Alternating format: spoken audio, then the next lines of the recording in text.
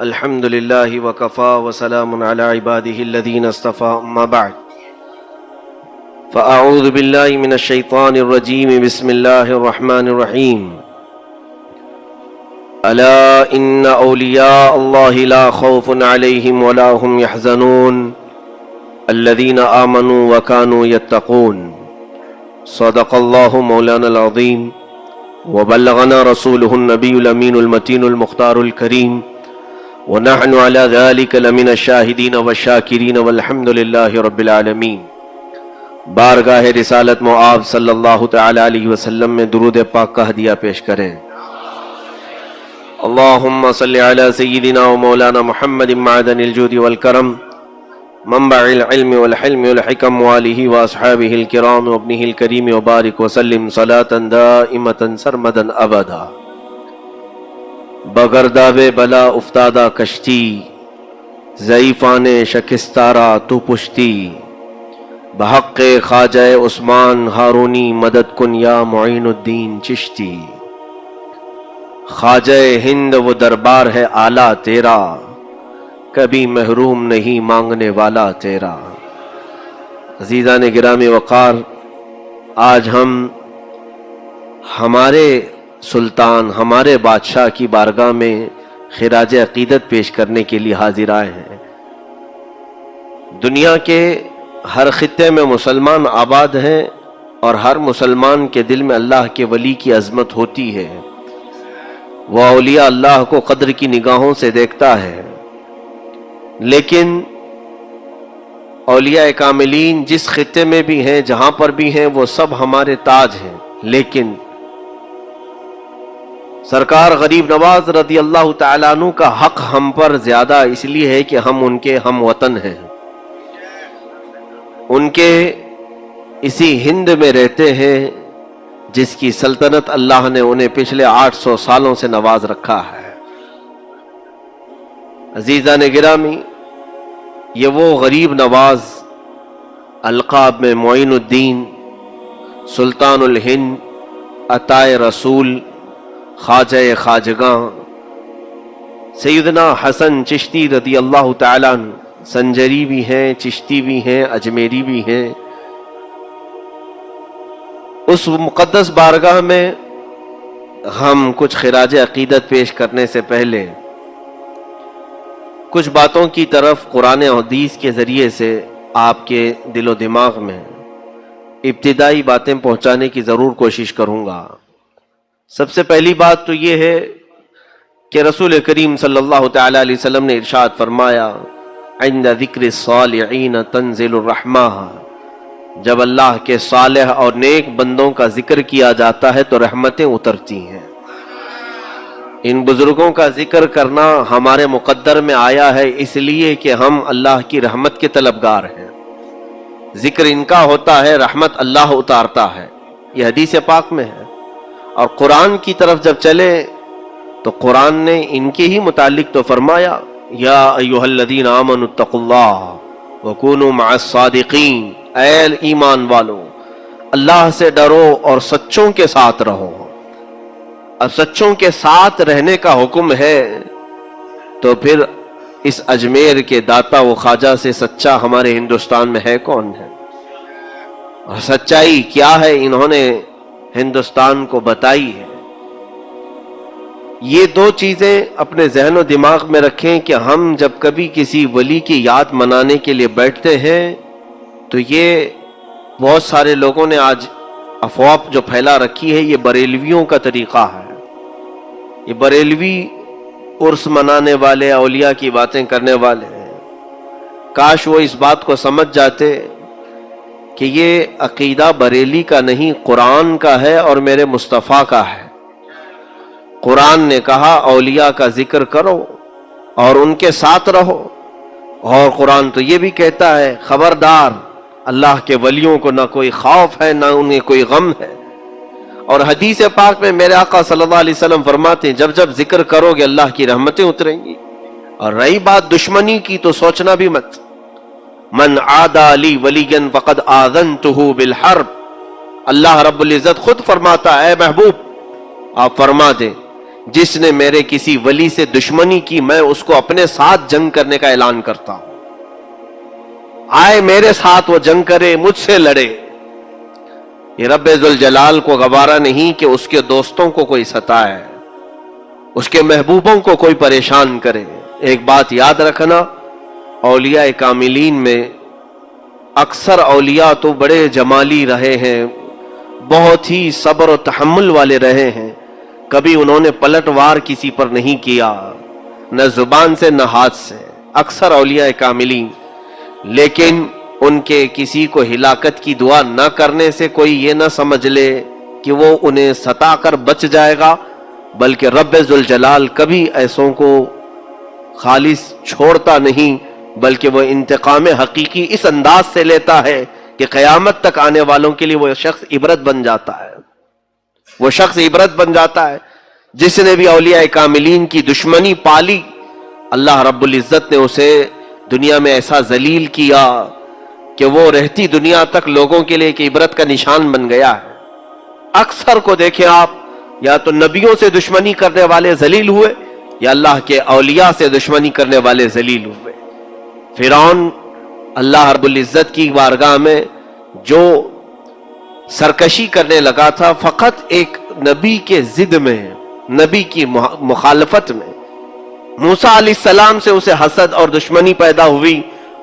تو یہ اچھوں کی دشمنی جانتے ہیں آپ کہاں تک لے جاتی ہے؟ اس کے عقیدے کی طرف لے جاتی ہے. میں نے ایک مثال اس سے پہلے بھی بتائی تھی. جب دشمنی ہوتی ہے تو یہ بات ضرور یاد رکھنا کہ کس ٹائپ کی دشمنی کر رہے ہو اور کس سے کر رہے ہو, اور اس کے بعد پھر اس سے دشمنی ہونے کے بعد جو نقصانات ہوتے ہیں. میری اگر کسی ڈاکٹر سے دشمنی ہو گئی تو ہوتا کیا ہے, انسان کی فطرت ہے, ڈاکٹر تو ہماری نظروں میں گرا ہی گرا, اس کی ڈگری بھی گر گئی, اور ہم نے اس کی ڈگری کو نکار دیا کہ یہ کون سی ڈگری لے کے بیٹھا ہے, جھوٹا ہے. اور اس کے بعد اگر وہ اپنی ڈگری کی سرٹیفکیٹ دکھا بھی دیا تو دشمنی کی وجہ سے ہم اس میں عیب تلاش کرنے شروع کریں گے کہ اس کی ڈگری میں یہ خامی ہے, اس کی ڈگری کمال کو نہیں پہنچی ہوئی. دشمنی شخص سے تھی لیکن بڑھتے بڑھتے اس کی ڈگری تک پہنچ گئی.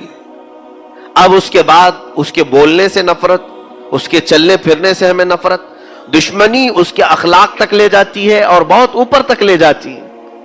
اسی لیے جیسے مثال کے طور پر ہم سے دشمنی کرنے والے, میں تو مخالفت کرنے کی کھلی اجازت دیتا ہوں.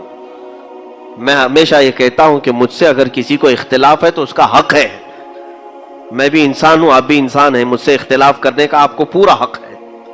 ضرور اختلاف کریں مجھ سے, لیکن اس اختلاف کو جب بڑھاوا دو گے تو ہوگا کیا؟ صرف آپ کا اختلاف اور آپ کی دشمنی مجھ سے نہیں رہ جائے گی, میری پڑھی ہوئی قرأت سے بھی دشمنی ہو جائے گی, میری بیان کی ہوئی حدیثوں سے بھی دشمنی کرنے لگ جائیں گے, ہمارے بیان کردہ تفسیر کو بھی تم ایک بار گمراہی کہہ دو گے اور خود کافر ہو جاؤ گے. یہ دشمنی ذات تک نہیں باقی رہتی بلکہ پھر اس کے کاموں تک بڑھ جاتی ہے. اسی لیے فرعون نے کیا کہا, موسیٰ اگر خدا تعالی مجھے خود بتا دیتا کہ میں تجھے پالتا ہوں تو میں مان لیتا, لیکن موسیٰ کا وہ خدا ہے اس لیے نہیں مانوں گا. دشمنی موسیٰ سے تھی اس لیے موسیٰ کا جو خدا ہے میں اسے نہیں مانوں گا, اس کے خدا کو میں کیوں مانوں. تو دشمنی جب کسی سے ہوتی ہے تو اس کے بڑوں سے اور اس کے پورے سلسلے سے دشمنی ہو جاتی ہے. اسی لیے جس نے بھی اولیاء کاملین سے دشمنی کی ان کی لمبی چوڑی فہرست ہمارے پاس ہے. تو پھر انہوں نے تمام اولیاء کو, ان کے مرشدوں کو, ان کے مشائخ کو, ان کے نسب کو گالیاں دینا شروع کیا. جیسے کہ سرکار غریب نواز رضی اللہ تعالیٰ عنہ سے جس کو نسبت ہوئی, اب ان کے نام کے برے معنی وہ تلاش کرنا شروع کیا. خواجہ کا مطلب یہ ہوتا ہے, معین کا مطلب یہ ہوتا ہے. دشمنی کسی ولی سے تھی اور وہ ان الفاظ کی تحقیق میں چل پڑا اور نادان ایسے منہ کی کھایا اور دھوکہ کھایا کہ رسول پاک صلی اللہ علیہ وسلم تک دشمنی کر لیا. جب کہا جائے کہ عطائے رسول بھی ہیں وہ, تو سیدھے کیا کہنے لگا کہ رسول نے اگر انہیں عطا کیا تو رسول بھی صحیح نہیں ہے, معاذ اللہ رب العالمین. دشمنی کہاں سے کہاں تک لے گئی. اسی لیے سوچ سمجھ کر کے کسی سے اختلاف کرنا کہ کہیں تمہارا اختلاف تمہیں خدا کی دشمنی تک نہ لے جائے, رسول کی دشمنی تک نہ لے جائے, اولیاء کاملین کی گستاخی اور ان سے دشمنی. میرے عزیزوں, یہ ہماری ہلاکت کا سب سے بڑا راستہ ہے. جب قرآن نے کہہ دیا کہ ان کے ساتھ رہو تو اسی میں عافیت ہے. اب آج ہم اس شہنشاہ ہند کے دربار میں حاضر ہیں. تھوڑی دیر کے لیے آپ توجہ کریں گے تو میں آپ کو اجمیر معلیٰ پہنچا دوں گا, اور تصور میں تمہیں غریب نواز کا روضہ مبارک نظر آ جائے گا. اور ہم صرف اجمیر نہیں, ان کے آبائی وطن پہنچتے ہیں جہاں سرکار غریب نواز رضی اللہ تعالیٰ عنہ کی ولادت باسعادت ہوئی. سنجر کا وہ علاقہ, غریب نواز کے والد گرامی سید غیاث الدین رضی اللہ تعالیٰ عنہ اور ان کی والدہ بی بی ام الورا, دونوں حافظ قرآن تھے, دونوں عالم تھے, ماں بھی اور باپ بھی. اور یہ تقریباً 537 ہجری کے قریب کا کچھ واقعہ ہے. سنجر کا علاقہ مشہور تھا, پورے کے پورے علاقے میں جو لوگ رہتے تھے وہ کوئی ایسا نہیں تھا جو تہجد نہ پڑھتا. پورے گاؤں میں, اس سنجر میں جہاں پر غریب نواز کی پیدائش ہوئی, پورا علاقہ تہجد گزار تھا. تہجد میں کسی کی قضا نہیں ہوتی تھی, اس میں وہ لوگ کمپٹیشن کرتے تھے, سبقت لے جاتے تھے. ایک رات ایسی آئی, 13 رجب المرجب تاریخ یہ بتائی گئی ہے, 13 رجب کی تاریخ تھی, اور آسمان پر آدھی رات میں ہی سفیدی ظاہر ہو گئی, اور اتنی سفیدی سی آئی کہ لوگوں کو گمان ہونے لگا کہ صبح صادق ہو چکی. صبح کی سفیدی جیسے نمودار ہوتی ہے, آدھی رات میں ہی سفیدی ظاہر ہوئی. تو جس کی آنکھ کھلی وہ بے ساختہ دوڑتا ہوا باہر آیا کہ ہائے میری تہجد قضا ہو گئی. سوئے ہوئے تھوڑی سی آنکھ کیا لگی کہ آنکھ کھلی تو دیکھا روشنی ہے, اور جب صبح کی روشنی آ گئی تو تہجد کا وقت ختم ہوا. سنجر کے علاقے میں یہ خبر پھیلی, اور جتنے متہجد تھے, جتنے تہجد گزار تھے, سبوں کو ظاہر سی بات ہے وہ بزرگوں کا تال میل بہت اچھا تھا کہ ایک عبادت کرتا تو دوسرے کو اٹھا بھی دیتا تھا, دوسرے کو تعاون بھی کرتا تھا. سارے لوگ جمع ہونا شروع ہو گئے کہ کیا حال ہے, کیا حال ہے. اس میں موجود کئی عمر دراز بزرگوں نے کہا ہمیں تو نہیں لگتا کہ ہم سے غفلت ہوئی, لیکن یہ اجالا کچھ اور بتا رہا ہے.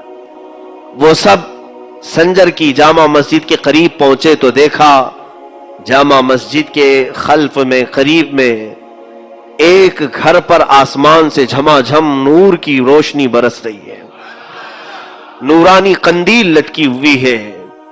اور وہ گھر پتہ کرنے پر معلوم ہوا کہ حضرت غیاث الدین رضی اللہ تعالیٰ عنہ کا گھر ہے, بی بی ام الورا کا گھر ہے.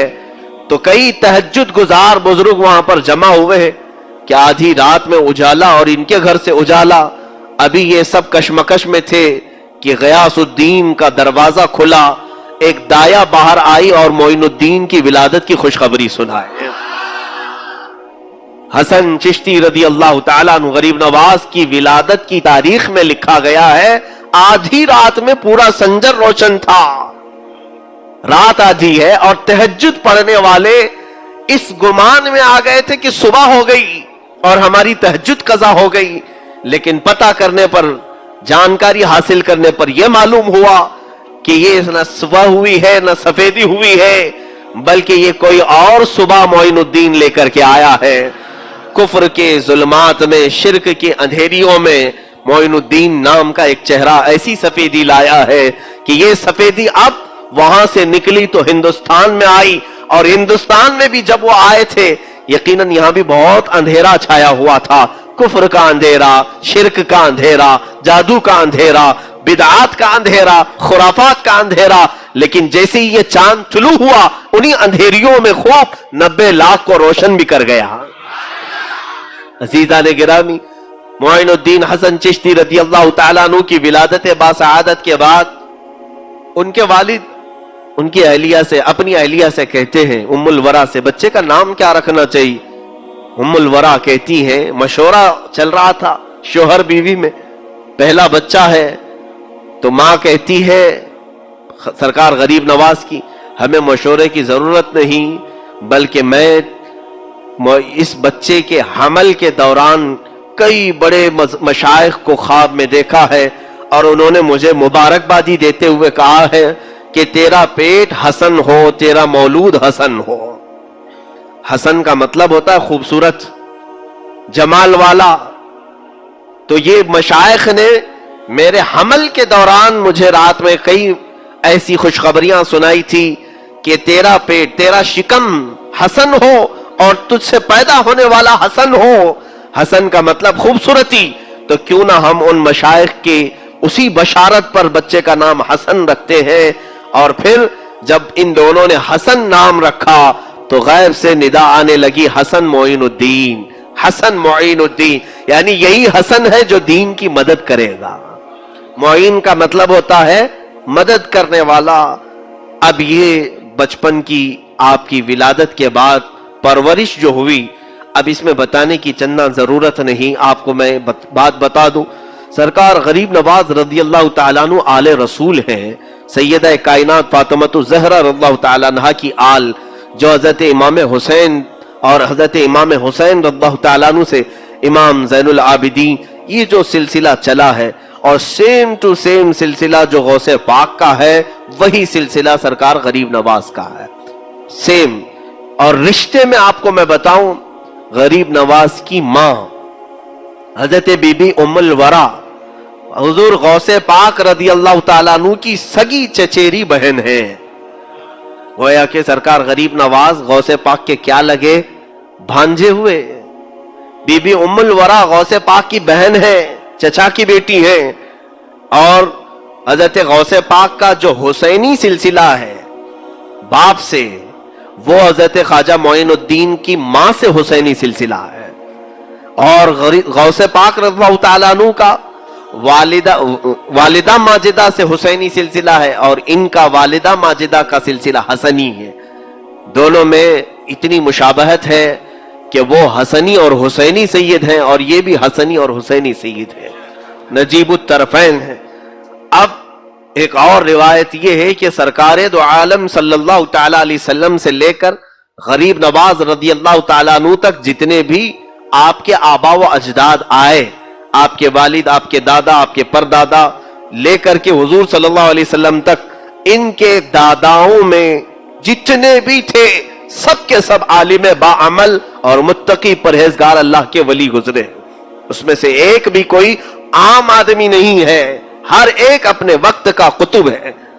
ظاہر سی بات ہے حضور پاک صلی اللہ تعالی علیہ وسلم کی وہ امانت جس گھر میں قطبوں کے ذریعے سے، اقطاب کے ذریعے سے آئی ہو، تو پھر اس کی تربیت کس شان سے ہو رہی ہوگی۔ آپ بچپن میں ہی حافظ قرآن بنے۔ سرکار غریب نواز رضی اللہ تعالیٰ عنہ کا سب سے پسندیدہ مشغلہ قرآن کی تلاوت، کہیں پر بیٹھے قرآن پڑھتے تھے، گھر میں بیٹھے قرآن، باہر بیٹھے قرآن۔ ان کے والد جب آپ کی عمر مبارک 14 سال کی تھی، فرماتے ہیں معین الدین کو کہیں پر بھی کسی کام پر لگایا جائے وہ قرآن کی تلاوت میں رہتا اور کام خود بخود ہوتے رہتے تھے۔ ایسا کئی مرتبہ ہوا۔ اب غریب نواز رضی اللہ تعالیٰ عنہ کے والد ماجد جب ان کی عمر 14 سال کے قریب تھی، وصال پاک ہے، اور صرف ابھی 1.5 سال نہیں ہوا تھا کہ والدہ ماجدہ بھی وفات پا گئیں۔ آپ کی وراثت میں، باپ کی وراثت میں سرکار غریب نواز کو صرف ایک چھوٹا سا باغیچہ انگوروں کا اور کچھ پھلوں کا اور ایک پنچکی آئی، جس سے آپ اپنا گزر بسر فرما رہے تھے۔ اور حال یہ تھا کہ باغیچے میں غریب نواز رضی اللہ تعالیٰ عنہ خود اپنے ملفوظات میں فرماتے ہیں ان کا کام تھا قرآن کی تلاوت، اور اتنی مسحور آواز تھی، اتنی پیاری دلکش آواز تھی کہ چلنے والے راستے پر رک جایا کرتے تھے، حتیٰ کہ غیر مسلم بھی غریب نواز کی تلاوت سننے کے لیے کھڑے ہوتے تھے۔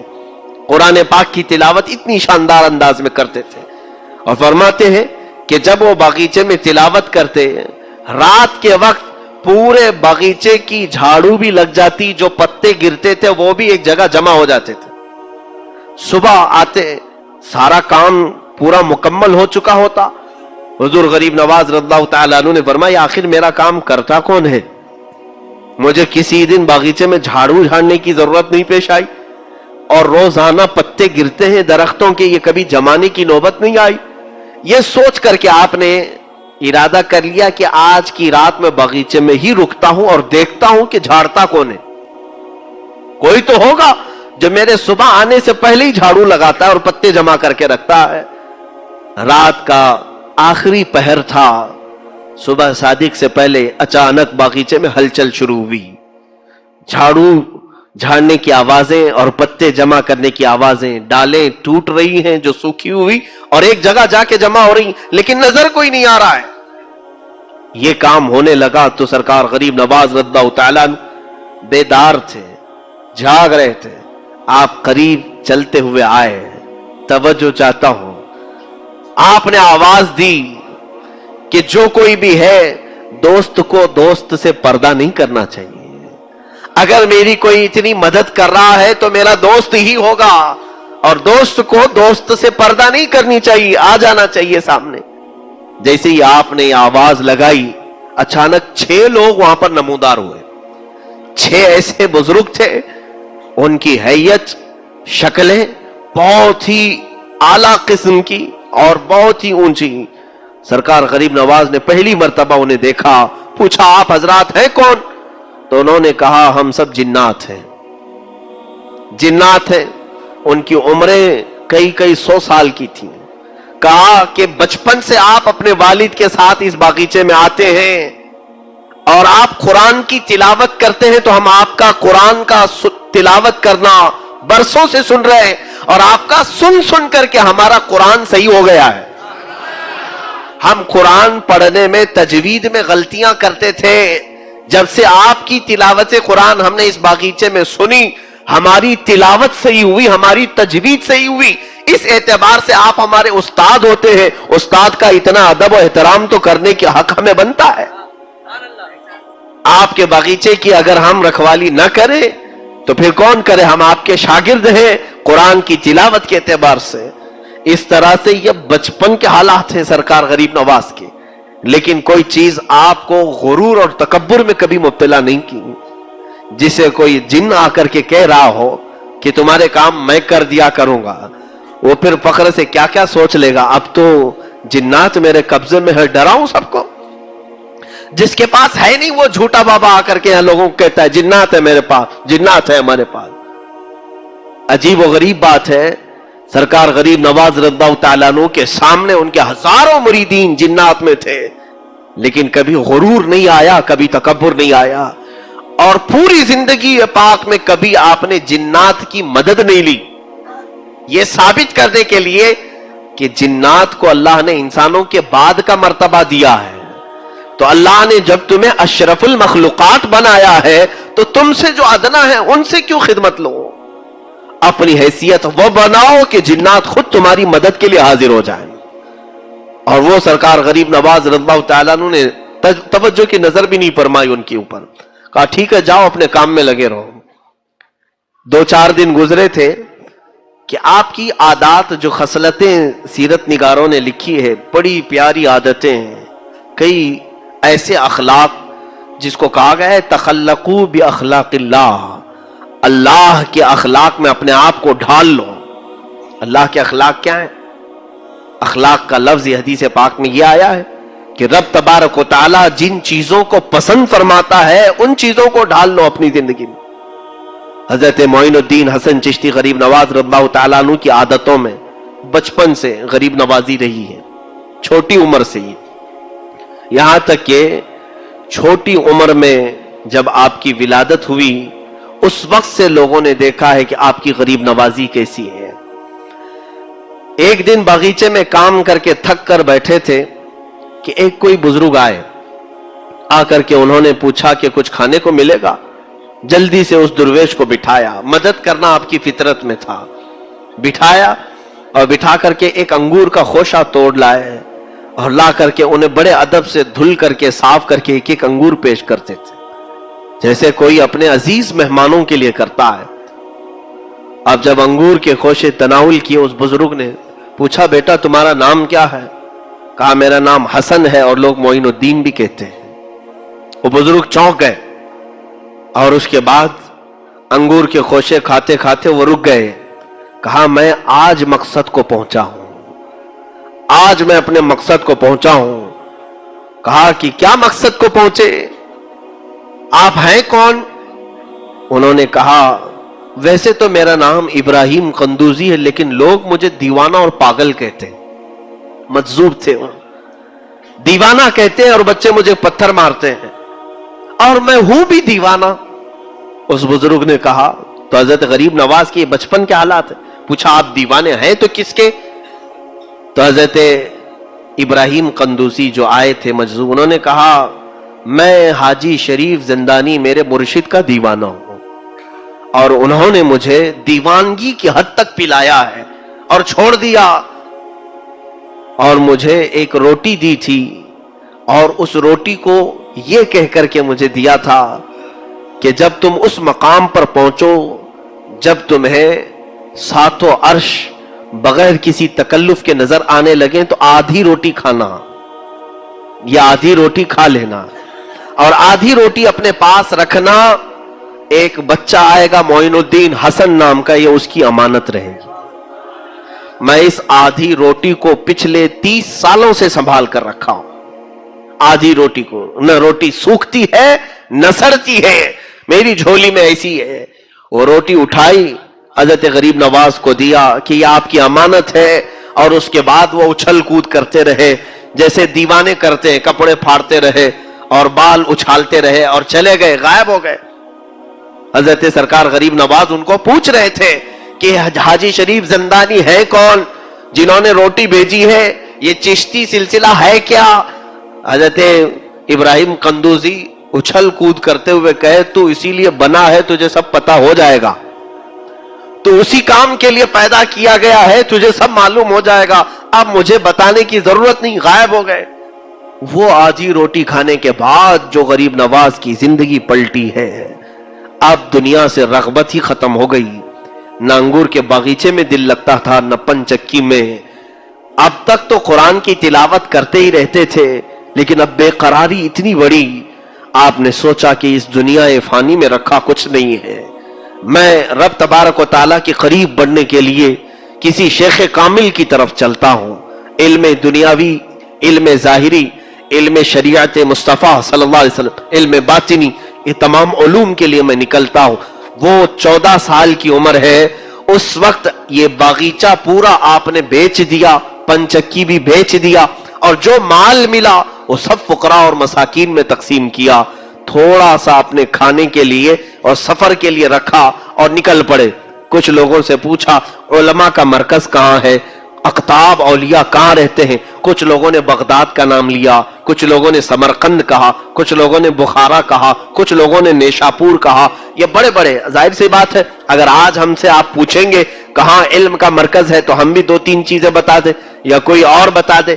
غریب نواز کو جب اولیاء کاملین کے مرکز کے بارے میں یہ تمام شہروں کا ایڈریس بتایا گیا، آپ نکل پڑے۔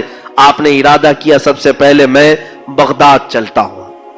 بغداد کے سفر پر نکلے، کیسے؟ اسی سنجر سے جب نکلے تو کچھ بھی نہیں تھا، گھر بھی نہیں، کوئی چیز نہیں۔ راستے میں سفر کے دوران آپ کو میں حیرت انگیز بات بتا دوں، غریب نوازی کہتے کسے ہیں، آپ بیچ راستے میں پہنچے تو ایک ایسا ویرانہ تھا، بہت دور تک جنگل اور بیابان، جہاں ہو کا عالم طاری ہے، کوئی بھی نظر نہیں آتا۔ 2 لوگوں کو دیکھا گدڑی میں بیٹھے ہوئے ہیں، لیکن تھے وہ ڈاکو، وہاں بھیس بدل کر کے بیٹھتے تھے، روز آنے جانے والوں کو رو دھو کر کے یا کسی طرح ڈاکہ ڈال کر کے مال حاصل کرتے تھے۔ اس وقت جب سرکار غریب نواز کا گزر اس راستے سے ہو رہا تھا تو وہ دونوں ایک درخت کے نیچے بیٹھے، ان کے قریب آنے سے پہلے خود غریب نواز ان کے پاس گئے، پوچھا اس بیابان میں آپ 2 لوگوں کا تنہا رات میں بیٹھنا کیا معنی رکھتا ہے؟ انہوں نے کہا ہم در حقیقت اجنبی ہیں، پریشان حال ہیں، ہمارے پاس کچھ بھی نہیں ہے، اگر آپ کے پاس کچھ کھانے کی چیز ہے تو دے دے۔ اپنی جھولی میں سرکار غریب نواز کی جو کچھ کھانے کا رکھا تھا سب اٹھا کے ان کے سامنے رکھا۔ وہ دونوں رہزن ڈاکو کھاتے رہے۔ جب کھانا مکمل ہو گیا تو پوچھا کہ کچھ مال بھی ہے تو دے دے۔ غریب نواز اپنی پونجی میں سے جو تھا نکال کر کے سب سے پہلے یہ کہتے ہیں، معاف کرنا، میرے پاس جتنا ہے میں دے رہا ہوں، شاید آپ کی ضرورت پوری اس سے نہ ہو تو میرے بارے میں برا گمان مت کرنا کہ آپ کی ضرورت میں نے پوری نہیں کی۔ یہ کہہ کر کے مال پورا دیا، پورا دے کر کے یہ کہہ رہے ہیں اگر تمہاری ضرورت پوری نہ ہوئی تو مجھے برا مت سمجھنا، میری جتنی طاقت تھی میں نے دے دیا۔ جھولی پوری جھٹک دی ان کے سامنے۔ وہ دونوں رہزن ڈاکوؤں نے یہ پورا مال لیا اور پوچھا آپ کہاں جا رہے ہیں؟ غریب نواز نے فرمایا بغداد کا سفر ہے، وہاں سے نیشاپور ہے۔ غریب نواز کی یہ بات سن کر وہ دونوں کہنے لگے، اے اجنبی مسافر، تمہیں معلوم ہے بغداد یہاں سے کتنا لمبا سفر ہے؟ کہا ہاں معلوم ہے، 1 مہینے کی مسافت ہے، 1 مہینے کا سفر ہے پیدل، اور اس کے آگے نیشاپور اتنا ہی آگے ہے۔ غریب نواز سے ان دونوں نے کہا 1 مہینے کا سفر ہے، آپ کی جھولی میں نہ کھانا باقی رہا نہ مال باقی رہا، آپ کیسے آگے کا سفر طے کریں گے؟ غریب نواز نے پلٹ کر کے کہا اس بیابان اور ویرانے میں تم جیسوں کو مولا مجھ سے مال پہنچا سکتا ہے تو میرے سفر میں بھی وہی انتظام کرے گا۔ تم یہاں بھی بیابان میں اور ویرانے میں بیٹھے ہو، دیکھو آس پاس کس کا گھر ہے؟ کچھ نہیں ہے، لیکن تجھے رب نے کھلایا کہ نہیں کھلایا؟ انہوں نے کہا یقیناً مولا نے ہی کھلایا ہے۔ کہا جو تمہیں مجھ سے کھلا سکتا ہے مجھے کسی اور سے کھلا سکتا ہے؟ اس کے بعد وہ دونوں کی آنکھوں سے ایسے آنسو جاری ہوئے، دونوں نے توبہ کی، قدم پکڑ لی اور کہا معاف کریں، ہم نہ اجنبی ہیں نہ مسافر ہیں، ہم نے دھوکہ دیا ہے آپ کو، ہم ڈاکو ہیں، مال لوٹتے ہیں جو بھی یہاں سے گزرتا ہے، کبھی اس سے میٹھی چپڑی باتیں کر کے اور کبھی زور زبردستی۔ سرکار غریب نواز نے فرمایا بس تمہارے دل میں اب رب کی محبت آ گئی ہے، توبہ کرو اور جاؤ، یہ جو مال میں نے دیا اسی سے اپنی زندگی پوری بتا لو۔ ان دونوں نے کہا نہیں حضور، آپ جا رہے سفر میں، یہ مال رکھ لیں۔ غریب نواز نے فرمایا اللہ رب العزت کی رب العالمین کی یہ شان ہے، جب وہ بندوں کو دیتا ہے تو واپس نہیں لیتا، تو بندہ بندے کو دے کر واپس مانگے یہ مولا کو پسند نہیں ہے، میرے رب کو اچھا نہیں لگے گا۔ اس لیے ہبہ جو ہوتا ہے وہ بخشش ہے اور بخشش دوبارہ مانگی نہیں جاتی، آپ رکھ لو اسے۔ غریب نواز نے واپس 1 پیسہ بھی نہیں لیا، سفر میں چل پڑے۔ بیچ راستہ رات کا آدھا پہر گزرا بھی نہیں تھا کہ ایک خاتون اس راستے پر اچانک وارد ہوئی اور کہنے لگی اے معین الدین حسن، آپ مسافر ہیں علم دین کے، آپ مسافر ہیں راہ خدا کے، کیا ہی اچھا ہو کہ آپ میرے گھر میں آج ایک دن مہمان نوازی کو قبول کر لیں۔ غریب نواز نے اس بوڑھی عورت کے گھر مہمان نوازی کو قبول کیا، کھانا کھائے، رات گزاری، صبح اٹھ کر کے چلے۔ وہ دونوں جو رہزن ہیں وہ غریب نواز کے مرید بھی ہیں، خلیفہ بھی ہیں۔ وہ کہتے ہیں ہم نے غریب نواز کو رات ایک بوڑھی عورت کیا قیام کرتے دیکھا، صبح جب وہ واپس وہاں سے چل پڑے ہم نے تھوڑی دور غریب نواز کو رخصت کیا، واپس آ کر کے دیکھا تو نہ بوڑھی ہے نہ گھر ہے، کوئی مکان نہیں۔ اس وقت یقین ہوا سچ فرمایا تھا معین الدین حسن نے، جو بیابانوں میں جنگلوں میں ہمیں کھلا سکتا ہے وہ معین الدین کو تنہا کیسے چھوڑ سکتا ہے؟ سرکار غریب نواز رضی اللہ تعالیٰ عنہ کا یہ اعلیٰ توکل، کچھ نہ ہو کر سفر پر چلنا۔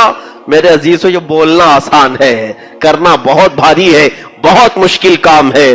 یہ سفر کے دوران سب چیزیں چھوڑ کر کے نکلو تو پتا چلے گا کہ سفر کسے کہتے ہیں۔ ہم تو سارے انتظامات کے ساتھ سفر کرتے ہیں، سارے انتظامات کے ساتھ، ہمارے کپڑے لتے ضرورت کی چیزیں۔ ایک آدھ سفر ہماری زندگی میں ایسا آیا ہے، مجھے تجربہ ہے، میں اپنی تعریف کے لیے نہیں کہہ رہا ہوں، اس وقت پتا چل گیا کہ سفر کہتے کسے ہیں، سفر کہتے کسے۔ سارے کپڑے بھی جا چکے تھے، سارا محل بھی جا چکا تھا اور ہم بھی علم دین کے راستے پر تھے۔ اتفاق کی بات ہے میں یہاں سے نکلا تھا، یہ صرف میں توکل کے لیے عرض کر رہا ہوں، صرف زندگی میں ایسی بات آئی تھی۔ میرا ارادہ جب ہوا تحقیق فی الفقہ، فقہ کی تعلیم حاصل کرنے کے لیے بریلی معلیٰ ہمارے مرشد گرامی کی بارگاہ میں جانے کے لیے، میں دبئی سے تراویح پڑھا کر کے آیا تھا، اور اس وقت ابھی ہماری تعلیم کا سلسلہ جاری بھی تھا، میں بھی تعلیم کمپلیٹ ختم نہیں کیا تھا، جاری بھی تھا، لیکن بیچ میں جو رمضان آتا تو تراویح پڑھاتے، اور اچھے عمدہ کپڑے وہ ایک پہلے سے چلا ہے، سارے کپڑے جمع کر کے ایک بڑے سوٹ کیس میں رکھے، اور پھر میری لکھی ہوئی کچھ کتابیں بھی تھیں جو میں نے عربی سے اردو میں ٹرانسلیٹ کیا تھا، اور کافی اچھی خاصی رقم بھی تھی، اور یہ سب چیزیں لے کر کے جب میں پہنچا تھا تو رات کا وقت تھا، اسٹیشن پر مجھے یاد ہے 4 بجے کے قریب ٹرین پہنچی تھی۔ ہمارے برادر مکرم اور میرے استاد نے کہا بھی تھا کہ بریلی کا اسٹیشن آبادی سے کافی دور ہے، رات میں اگر پہنچو تو باہر مت نکلنا، صبح ہونے کا انتظار کرو، اس لیے کہ ڈکیتی بہت زیادہ ہوتی، وہاں پر بھی ایسے حالات تھے۔ تو اسی انتظام، ٹھنڈیوں کے دن تھے، اسٹیشن پر پلیٹ فارم پر بیٹھا رہا، اور پورا سوٹ کیس ساری چیزیں میرے ساتھ میں تھیں، ٹھنڈی بہت زیادہ لگ رہی تھی، 4 بجے روشنی نہیں آتی، ایک چادر نکالا اور اوڑھ کر کے بیٹھا ایک کٹے پر، اترنے والے سارے مسافر چلے گئے، ہم اکیلے بیٹھے رہے۔ بیٹھنے کے بعد تھوڑی دیر کے بعد جو ٹھنڈی میں چادر نے گرم کیا، جھپکی لگی جاتی ہے، اونگ آئی، آنکھ بند ہوئی، بیٹھے بیٹھے گھٹنوں میں سر رکھ کر کے، تھوڑی دیر کے بعد سر جھٹکا اور جھنجلا کر کے اٹھا تو دیکھا نہ بیگ ہے نہ سوٹ کیس ہے، کچھ بھی نہیں۔ دیوانوں کی طرح ادھر سے ادھر دوڑتا رہا، میں بھی طالب علم تھا، اسٹوڈنٹ تھا، پورے پلیٹ فارم پر کہیں کوئی نظر نہیں آ رہا ہے۔ پولیس سے جا کر کے کہا، جو بیٹھے تھے ڈیوٹی پر ان کو ہم سے زیادہ اونگ لگی ہوئی تھی، ہلا کر کے جب اٹھایا تو دل نے یہی کہا کہ مجھ سے زیادہ تو یہ سو رہے ہیں، میرا بیگ یہ کیا دیکھیں گے۔ ویسے بھی انہوں نے مایوس کن جواب دیا اور واپس پلٹ آئے، دل کھٹا ہو گیا تھا، یہ تو ابتدا ہے، یہاں آنے میں سارا لٹ گیا۔ اب میرے خیال سے یہ اچھا شگون نہیں ہے، لوگ تو یہی سوچتے ہیں، پہلی راستے پر اگر کچھ ہو جائے تو سوچتے ہیں شاید اچھا راستہ نہیں ہوگا۔ اس وقت خیالات عجیب عجیب طرح کے آنے لگے۔ اب یہ سفر میں ہے، کوئی جانکار پہچان کا نہیں تھا، ایسی نوبت تھی کہ اسٹیشن سے مزار اعلیٰ حضرت پر جانے کے لیے اب جو کچھ بھی رقم تھی وہ ایک آٹو کو دینے کے برابر کی تھی، رکشے والے کو دینے کے برابر۔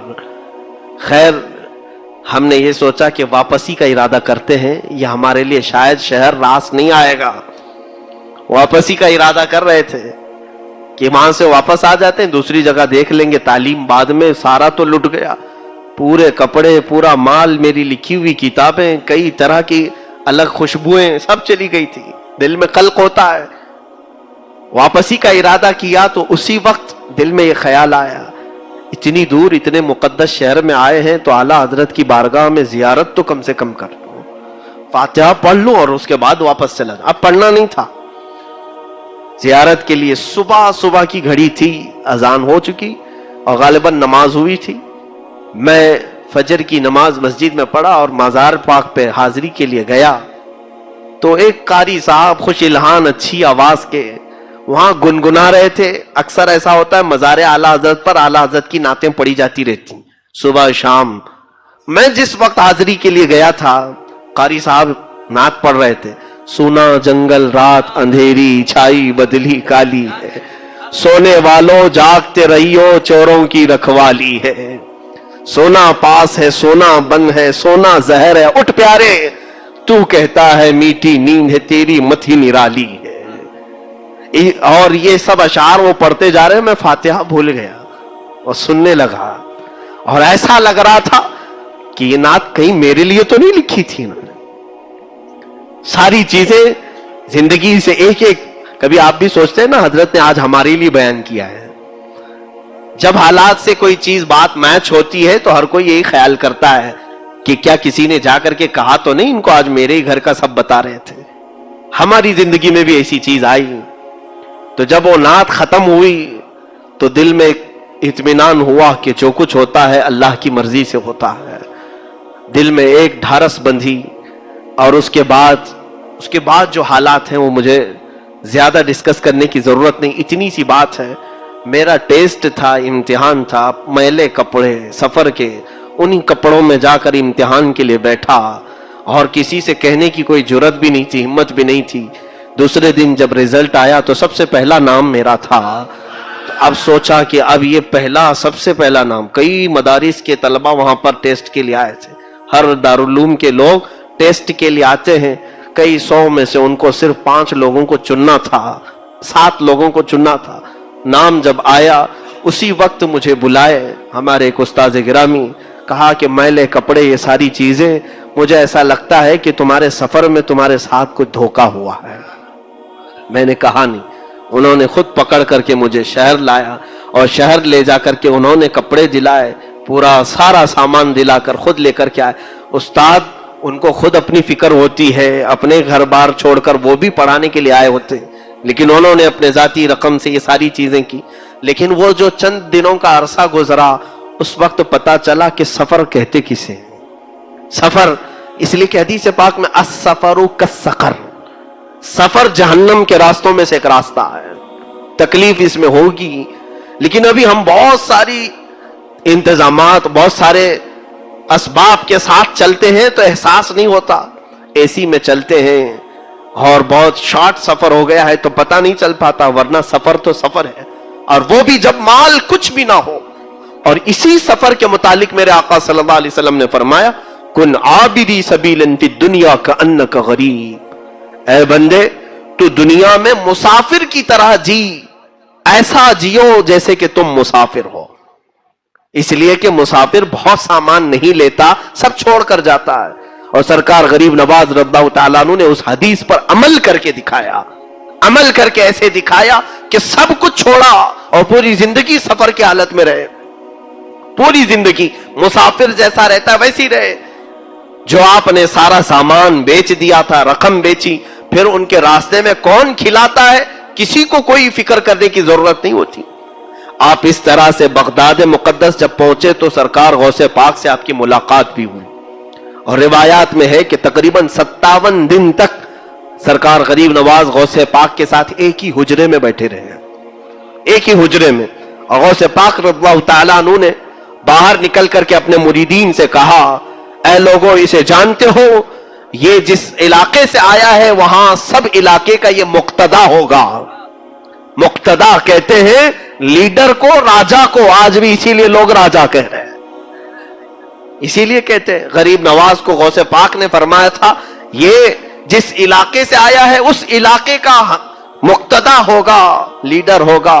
اور ایسا مقتدا انہیں بنایا گیا ہے کہ زمانے گزرتے گئے لیکن وہ مقتدائی اور وہ لیڈرشپ کبھی ختم نہیں ہوتی، وہ سلطنت اور حکومت ختم نہیں ہوتی. سرکار غریب نواز رضی اللہ تعالیٰ عنہ وہاں سے نکل کر پھر نیشاپور پہنچے. وہاں پر کچھ لوگ آئے اور ان سے بزرگوں کے بارے میں بات چیت کر رہے تھے. تو ایک بزرگ کا نام انہوں نے لیا کہ یہاں پر ایک بزرگ ہے حاجی شریف زندانی. جیسے ہی نام سنا اچھل پڑے، یہ کہاں رہتے ہیں؟ کہا بس نیشاپور سے 8 میل دور ہے. لیکن ان سے ملنے سے پہلے آپ حضرت خواجہ عثمان ہارونی سے ملے. کہا وہ کہاں رہتے؟ کہا وہ مدینہ طیبہ میں رہتے ہیں. اس لیے کہ خواجہ شریف زندانی آپ کسی کو ملتے نہیں، وہ اندر ہو چکے ہیں. زندانی کہتے ہیں قیدی کو. قیدی کو حاجی شریف رحمت اللہ تعالی علیہ پوری زندگی اپنے آپ کو قید خانے میں رکھ دیا تھا. قید خانہ جیسا ہوتا ہے، ان کو زندانی کہتے ہیں. قیدی کی طرح رہے، اس لیے کہ میرے آقا نے حدیث میں فرمایا دنیا سجن للمؤمنین و جنت للکافرین. دنیا مومن کے لیے قید خانہ ہے. تو یہ اولیاء ایک ایک حدیث کو لیتے تھے اور اس پر عمل کر کے دکھاتے تھے، قیدی بن کر کے رہے. سرکار غریب نواز رضی اللہ تعالیٰ نے وہاں سے مدینہ طیبہ پہنچے. مدینہ طیبہ میں خواجہ عثمان ہارونی کا بول بالا تھا. اس وقت وہ بڑے شیخوں میں گنے جاتے تھے. ایک مقام پر آپ درس دے رہے تھے خواجہ عثمان ہارونی. حضرت خواجہ غریب نواز رضی اللہ تعالیٰ عنہ اس حجرے میں داخل ہوئے اور کونے میں بیٹھ گئے. وہاں بڑے بڑے مشائخ بیٹھے ہوئے تھے جو ان کی تربیت میں تھے. خواجہ عثمان ہارونی आंख बंद करके वो बयान करते थे, वो तौहीद पर बयान कर रहे थे। अचानक आंख खोली और कहा, गुलिस्ताने तौहीद का कोई चमकता हुआ सितारा मुझे मेरी महफिल में दिख रहा है, तौहीद का कोई अलंबरदार मेरी महफिल में मुझे नजर आ रहा है। आंख खोली और महफिल से उठे और उस कोने पर जाकर गरीब नवाज का हाथ पकड़कर उठाया और कहा, मरहबा मरहबा, आओ हमारी गद्दी पर बैठो। अजनबी थे गरीब नवाज, उन्हें पकड़ करके लाए। यही तो हम कहते हैं कि औलिया कामिलीन सिर्फ जाहिर को नहीं, दिलों तक को देखते हैं, उनकी निगाहें अंदर तक को देखती हैं। हजरत ख्वाजा गरीब नवाज को लाया और अपनी गद्दी पर जब बिठाना चाहे तो आपका जिस्म कांपने लगा। हजरत ख्वाजा उस्मान हारूनी ने कहा कि तुम, मैंने जो बयान किया है इस अधूरे बयान को मुकम्मल करो। तौहीद पर बयान कर रहे थे। हजरत ख्वाजा गरीब नवाज उनके सामने ही खड़े हुए और बाकी तौहीद पर जब बयान करने लगे, अल्लाहु अकबर। रिवायत में है कि जितने उस मजमे में बैठे थे मशाइख, सब के सब वज्द में रब्बुल आलमीन की बारगाह में मह होकर अपने कपड़े फाड़ने लगे हजरत ख्वाजा गरीब नवाज के बयान पर।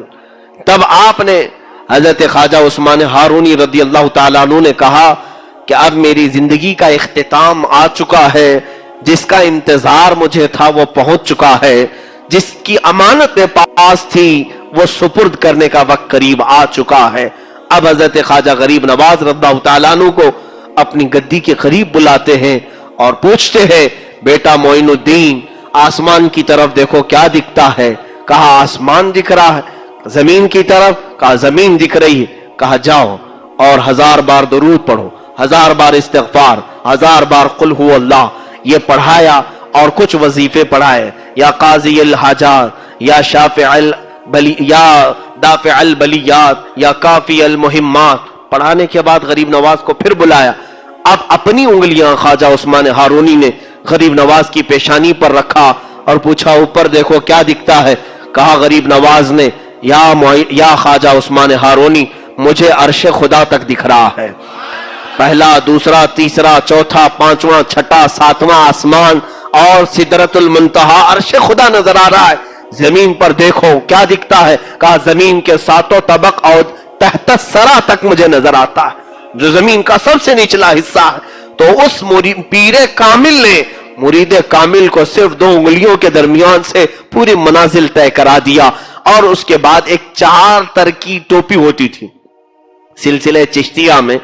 अब तो सिलसिले चिश्तिया के वो बुजुर्ग हैं कहां, होंगे यकीनन होंगे, लेकिन आप मुजावरों को सिलसिले चिश्तिया के बुजुर्ग मत समझ लेना। मुजावर अलग चीज है, बुजुर्ग अलग चीज है। मुजावर कहते हैं आसपास रहने वाले को, यानी जो भी आसपास रहते हैं। अभी जैसे आप सब मेरे मुजावर हैं, मैं आपका मुजावर हूं, यानी करीब रहने वाले को कहते हैं। बाद में ये नहीं कहना कि मुफ्ती साहब ने पूरे पाक साइट वालों को अपना मुजावर बनाया। मुजावर पड़ोसी को कहते हैं, पड़ोसी। तो बहरहाल गरीब नवाज रद्दाहु ताला अन्हु का सिलसिला चिश्तिया जो है, उसमें एक 4 तर की टोपी दी जाती है। 4 तर की टोपी क्या है? वो हजरत ख्वाजा उस्मान हारूनी रद्दाहु ताला अन्हु ने वसीयत करके दी है। तर्क का मतलब छोड़ देना, तर्क करना, छोड़ देना। सबसे पहली चीज तर्क मासी, हर तरह के शुबा और हराम चीज को भी तर्क कर देना, एक तर्क। दूसरा तर्क है दुनिया की जरूरत की चीजें भी तर्क कर देना, सिवाय जिंदगी गुजारने के। यानी यूं समझ लें कि बहुत सारा घर बनाना, गाड़ी बंगले, ये सारी चीजें, ये तर्क, दूसरा तर्क। तीसरा तर्क आखिरत की जिंदगी को भी तर्क करना उसमें लिखा गया है। हालांकि सब जगह मकसूद है क्या? आखिरत, लेकिन सिलसिले चिश्तिया में फरमाया गया आखिरत का तर्क, यानी तुम्हें रोजे महशर का वो खौफ न सताए, सूरज के करीब होने का डर, जहन्नम के हौलनाक होने का डर, जमीन के पीतल और तांबे का होने का डर, ये सब डर निकले। आखिरत को अगर याद करे तो सिर्फ अपने खुदा के लिए, सिर्फ मेरे रब्बुल आलमीन के लिए, बाकी सब चीजें तर्क। 3 तर्क। और चौथा तर्क है ख्वाहिशात नफ्स। फरमाते हैं जो चीज तुम्हारा नफ्स पसंद करे उसे तर्क करना, اور کہتے ہیں جب 4 یہ ترک کوئی کر دے تو اسے سلسلے چشتیہ کی 4 ترکی ٹوپی پہنائی جاتی تھی. وہ حضرت خواجہ غریب نواز کو ان کے مرشد نے پہنائی. اب یہاں کسی کو بھی پکڑ کے پہنا دیتے ہیں جو سارے خواہشات کا بادشاہ ہے, شیطانوں کو بھی پہناتے ہیں معاذ اللہ رب العالمین. کوئی نیتا جائے, لیڈر جائے, اسے بھی غریب نواز کی وہ چھوٹی سی چادر کو لپیٹ دیتے ہیں. 4 تر کی ٹوپی تو اب ملے گی بھی نہیں. اس ٹوپی کا کمال بہت ہی عجیب ہے کہ مشائخ نے لکھا ہے کہ وہ 4 تر کی ٹوپی پہننے والا سلسلہ چشتیہ میں قبرستانوں کے پاس سے گزرتا تھا تو قبروں والے اٹھ کر بیٹھ جائیں اور قبروں کے حالات وہ دیکھ لیتا, جس کو یہ ٹوپی پہنائی گئی 4 تر کی ٹوپی. اس لیے کہ جب اس نے دنیا کو سب ترک کیا تب یہ ٹوپی اسے دستیاب ہو. یہ خرقہ خلافت ہے. بہرحال حضرت خواجہ غریب نواز رضی اللہ تعالیٰ عنہ مدینہ طیبہ میں اپنے شیخ, اپنے مرشد کی بارگاہ میں 2.5 سال تک رہے. آپ کے مرشد گرامی جب وفات پا چکے تو اس کے بعد حضور اکرم صلی اللہ تعالیٰ علیہ وسلم کے دربار سے اتنا لگاؤ تھا کہ روزانہ غریب نواز میرے آقا صلی اللہ تعالیٰ علیہ وسلم کے حاضری فرماتے اور دیدار فرماتے تھے. روز دیدار کرتے. وہ کیوں نہ دیدار کرے, ان کے وہ دادا بھی ہیں, ان کے وہ نانا بھی ہیں. سرکار دو عالم صلی اللہ تعالیٰ علیہ وسلم کی اس عطا پر وہ خوش تھے. مدینے میں اچانک ایک دن حضور اکرم صلی اللہ تعالیٰ علیہ وسلم کی زیارت میں مشغول تھے. رسول کریم صلی اللہ تعالیٰ علیہ وسلم کا حکم آیا, معین الدین تمہیں مدینہ چھوڑنا ہوگا. بے اختیار رونے لگے, زارو قطار رونے لگے. کہا یا رسول اللہ مجھ سے خطا ہو گئی, مجھ سے کوئی گناہ ہو گیا. کہا نہ, خطا نہیں, بلکہ میری خوشبو تمہیں ہند تک پہنچانا ہوگا. حضور صلی اللہ تعالیٰ علیہ وسلم نے جب سرکار غریب نواز کو ان کے خواب میں یہ بشارت دی تو ہندوستان سرکار غریب نواز اس وقت آئے بھی نہیں تھے. سنجر کا علاقہ ہندوستان میں نہیں آتا ہے, یہ ابھی ایران کے کچھ علاقوں میں یہ حصہ آتا ہے. آپ نے سرکار غریب نواز نے پوچھا یا رسول اللہ صلی اللہ تعالیٰ علیہ وسلم, میں نہ ہندوستان کو جانتا ہوں نہ دیکھا ہوں, وہاں کے کسی علاقے کو میں پہچانتا نہیں, وہاں کے لوگوں کی طبیعت کفار و مشرکین کی سخت گیر ہے. رسول کریم صلی اللہ تعالیٰ علیہ وسلم نے ان کے سامنے ہندوستان کا پورا نقشہ کھولا, راستے دکھائے اور پھر فرمایا کہ اے معین الدین تیرا پڑاؤ اس علاقے میں ہوگا. یہ کہہ کر کے میرے آقا نے اجمیر معلیٰ بھی دکھایا. اسی لیے اعلیٰ حضرت فاضل بریلوی رحمت اللہ علیہ نے کتاب میں لکھا کہ دنیا میں کچھ وہ جگہ ہیں جہاں پر دعا رد نہیں ہوتی, ان میں سے ایک جگہ اجمیر مقدس بھی ہے. کیوں؟ اس لیے کہ اجمیر لوگوں کا بنایا نہیں, غریب نواز کو میرے مصطفیٰ نے اشارہ کر کے بتایا ہے. تو جس طرف میرے آقا کا اشارہ جائے وہ دعاؤں کی قبولیت کی جگہ ہے. اجمیر معلیٰ کی طرف میرے آقا نے اشارہ کر کے بتایا کہ یہ تمہارے پڑاؤ, یہ تمہارے ٹھہرنے کی جگہ ہے. اب بس یہ اللہ حوالوں کی بات ہی ایسی ہے کہ اللہ اس کے رسول کے حکم کے آگے یہ سر خم تسلیم کرتے ہیں. سر جھکا لیا اور صبح اٹھتے ہی سفر کے لیے روانہ ہوئے. اب سفر پر جب چلے تو پھر یہ کافی لمبا سفر تھا. کئی مشائخ کی بارگاہ میں عبادات اور ریاضات کرتے ہوئے حضرت داتا گنج بخش ہجویری رضی اللہ تعالیٰ لاہور آئے. وہاں پر آپ نے چلہ فرمایا اور وہاں سے کچھ فقیر آپ کے ساتھ ہوئے. ان فقیروں کے ساتھ ہندوستان کی سرزمین کا سفر آپ نے فرمایا. یہ وہ دور تھا جب یہاں پر راجے مہاراجے ہندوؤں کے اور بھی کئی علاقے کے کئی طرح کے مذہب والے یہاں پر جی رہے تھے, اور ان کی تانا شاہی, بادشاہی, ہر طرح کے ظلم و ستم کی کہانیاں بھی بڑی دراز ہیں. اس زمانے میں کئی مسلمان بادشاہوں نے یہاں پر حملے بھی کیے اور پھر کچھ علاقے فتح بھی کیے اور کچھ جگہ اسلام کا پرچم لہرایا بھی. یہ وہ زمانہ تھا جب شہاب الدین غوری نام کا بادشاہ ہندوستان آتا اور یہاں کے راجوں سے لڑائی کرتا اور واپس شکست کھا کر کے جاتا تھا.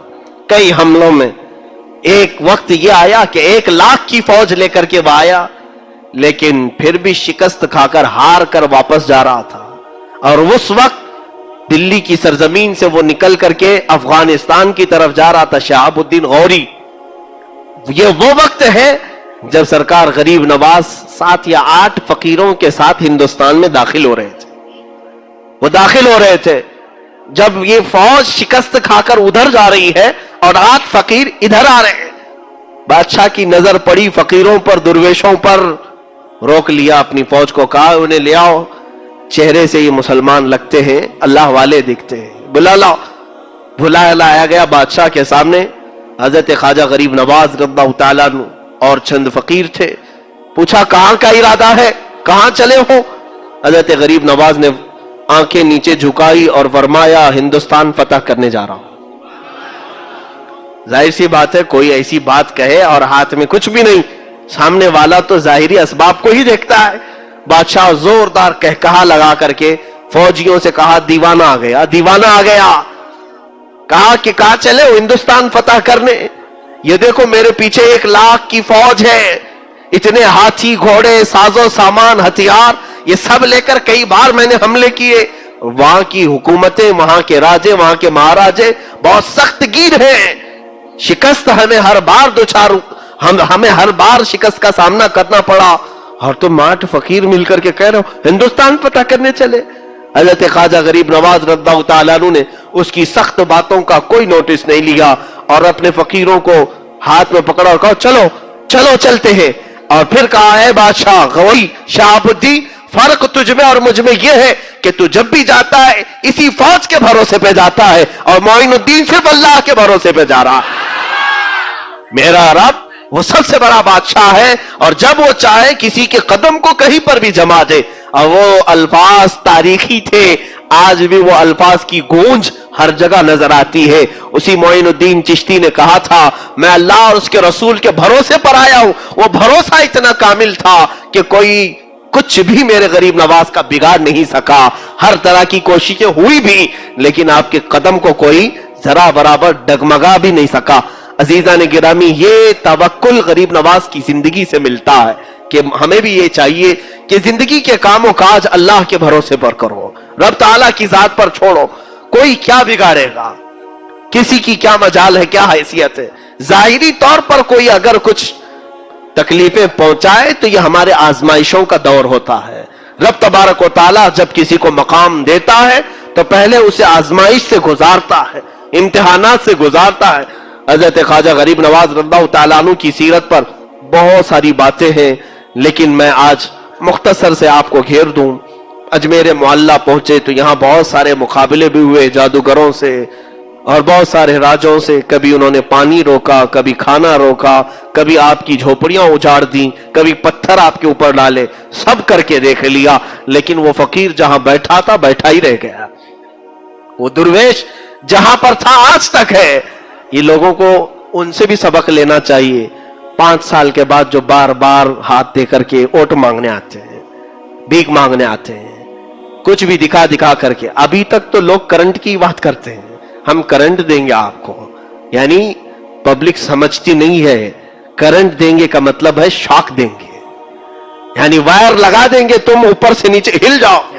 دیہاتوں والے بہت سارے بیچارے خوش ہو جاتے ہیں، ارے اس بار کی حکومت آ رہی ہے، وہ کہہ رہی ہے 24 گھنٹہ کرنٹ دے گی، 24 گھنٹہ کرنٹ دے گی. انہیں پتا نہیں ہے بیچاروں کو یہ کرنٹ کون سا دینے والے ہیں، پوری باڈی پر کرنٹ لگائیں گے اور اتنا ہلو گے کہ 5 سال تک ہلتے ہی رہو، اور پھر کرنٹ دیں گے ابھی چند مہینوں کے بعد. ہاں دیکھنا الیکشن کے مدوں میں یہی ہوتا ہے، ہم آپ کو بجلی دیں گے، کرنٹ دیں گے، پانی دیں گے، یہی سب. یہ بہت پرانے وعدے ہو گئے، کچھ نیا لانا چاہیے. اور شاید اس بار کی جنریشن ان کو ووٹ دے گی یہ کہنے پر کہ ہم آپ کو آئی فون دیں گے. ہو سکتا ہے یہ بھی مدعے آئے ہیں، لیکن میرے سرکار غریب نواز نے کسی کے سامنے کوئی ایسی بڑی بات کہہ کر کے حکومت مانگی نہیں. کبھی کسی پر ظلم کر کے یا کسی کو مار کر کے اپنا تخت بچھایا نہیں یا اپنی کرسی بٹھائی نہیں. یہ تو رب ذوالجلال نے انہیں بٹھایا ہے کہ کوئی ہلا نہیں سکا کرسی، اور چاہے کوئی بھی آئے، لیکن وہ سر جھکا کر آج بھی اس بادشاہ اعظم کے دربار میں پہنچتا ہے. انگریزوں میں جب یہاں 200 سال تک تھے، ایک بڑا مشہور رائٹر ہے، انگریز تاریخ لکھتا ہے، وہ واپس انگلینڈ جا کر کے ایک کتاب لکھا ہے اور کہا ہے ہندوستان میں بہت عجیب و غریب چیزیں میں نے دیکھا ہے، تاج محل ہے، فلاں محل ہے، اور بھی بہت ساری چیزیں، لیکن ایک بہت انہونی بات مجھے نظر آئی اس تاریخ میں۔ وہ لکھتا ہے کہ راجستھان کا علاقہ اور اجمیر ایک شہر ہے، وہاں پر ایک قبر بنی ہے اور وہ سب پر حکومت کر رہی ہے۔ اس انگریز نے لکھا ہے کہ ہم نے زندوں کو حکومت کرتے ہوئے دیکھا ہے، لیکن ہندوستان میں ایک قبر حکومت کر رہی ہے۔ اس کی نظر میں قبر ہے، لیکن ہماری نظر میں وہی جنت الفردوس ہے۔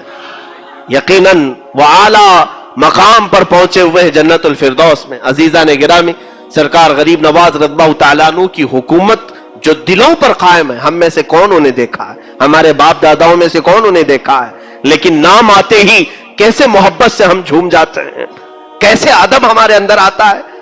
اس بات کو یاد رکھنا کہ محبتیں دلوں میں ڈالنا انسانوں کا کام نہیں، یہ رب العالمین کا کام ہے۔ اللہ رب العزت کسی کو زندہ رکھنا چاہے، صدیاں گزر جائیں گی لیکن اس کا نام باقی رکھے گا، اور کسی کو مارنا چاہے، کل مرا ہے آج بھول جاؤ گے، سال نہیں بیتے گا کہ اس کی قبر کی تختی بجھ جائے گی۔ لوگ گزرنے والے اب فاتحہ پڑھنے والے بھی نہیں رہ جائیں گے۔ جب کسی کو مولا بھلانا چاہے ایسے بھلا دے گا۔ کیا ہندوستان کی تاریخ میں ایسے بڑے بڑے بادشاہ نہیں آئے؟ میں سب کی بات کر رہا ہوں، چاہے وہ کافر ہو چاہے مسلمان ہو، جنہوں نے نفع کا کام کیا انہیں اللہ نے ہمیشہ باقی رکھا، اور جنہوں نے تکلیف پہنچائی اور کچرے کا کام کیا ہے انہیں اللہ تعالیٰ نے ذلیل کیا اور برباد کیا۔ کچھ لوگوں کے نام اگر برائی سے آج لیے بھی جاتے ہیں تو اس لیے کہ لوگوں کو عبرت ہو جائے کہ تم ایسے نہ بنو۔ عزیزان گرامی وقار، سرکار غریب نواز رضی اللہ تعالیٰ عنہ کی شان کریمانہ اور ایسی کہ بابا فرید الدین گنج شکر فرماتے ہیں میں نے تقریباً 20 سال غریب نواز کو دیکھا، ایک بار بھی آپ کو غصہ آتے ہوئے نہیں دیکھا، کبھی غصے میں کسی کو بات کرتے نہیں دیکھا۔ جب کبھی کوئی آتا، حتیٰ کہ آپ کی مجلس میں ایک مرتبہ ایک آدمی قتل کرنے کے ارادے سے چھری اندر لے کر کے آیا ہے، زہر میں اچھی طرح سے بجھا کر کے، اور محفل میں بیٹھے اور لوگ اٹھتے گئے، اسے اچھا موقع تھا، سرکار غریب نواز نے اپنا چہرہ اٹھایا اور اس کی طرف دیکھ کر کہا میاں جس کام کے لیے آئے وہ کام پورا کر لو، آپ جس کام کے لیے آئے وہ پورا کر لو۔ اس کے ہاتھ پیر کانپنے لگے۔ یہ کشف تھا سرکار غریب نواز کا جو دل کی حالت کو جان لیا۔ کہا اٹھو، جس کام کے لیے تم آئے وہ پورا کر لو۔ اٹھا تو چھری گر گئی، کانپنے لگا، اور حضرت غریب نواز نے اٹھایا اور چھری دیا اور کہا میں تمہارے ساتھ سخت لہجے میں بات نہیں کر سکتا، کہیں تمہارا دل ٹوٹ نہ جائے۔ اور یہی وہ محبت کے جملے تھے جو اس کا دل پگھلا گئے، اور ایسا مرید ہوا کہ زندگی بھر غریب نواز کے ساتھ رہا، اور آپ نے اسے حج بھی بھیجا، اور حج کے دوران اس کا انتقال ہوا، مکہ مکرمہ میں اس کے دفن بھی ہوا۔ جس نے قتل کے ارادہ کیا، یعنی سچ بتاؤ کہ غریب نواز کی سیرت سننے کے بعد میرے آقا کی یاد آتی ہے نہیں؟ رسول کریم صلی اللہ علیہ وسلم، بچپن کا حال ہے، بچپن میں چھوٹی سی عمر میں سرکار غریب نواز رضی اللہ تعالیٰ عنہ کے والدین بہت اچھے خوشحال گھرانے میں تھے۔ جب آپ عیدگاہ جا رہے تھے تو ایک بچے کو دیکھا جو پھٹے پرانے کپڑوں میں رو رہا تھا عیدگاہ میں۔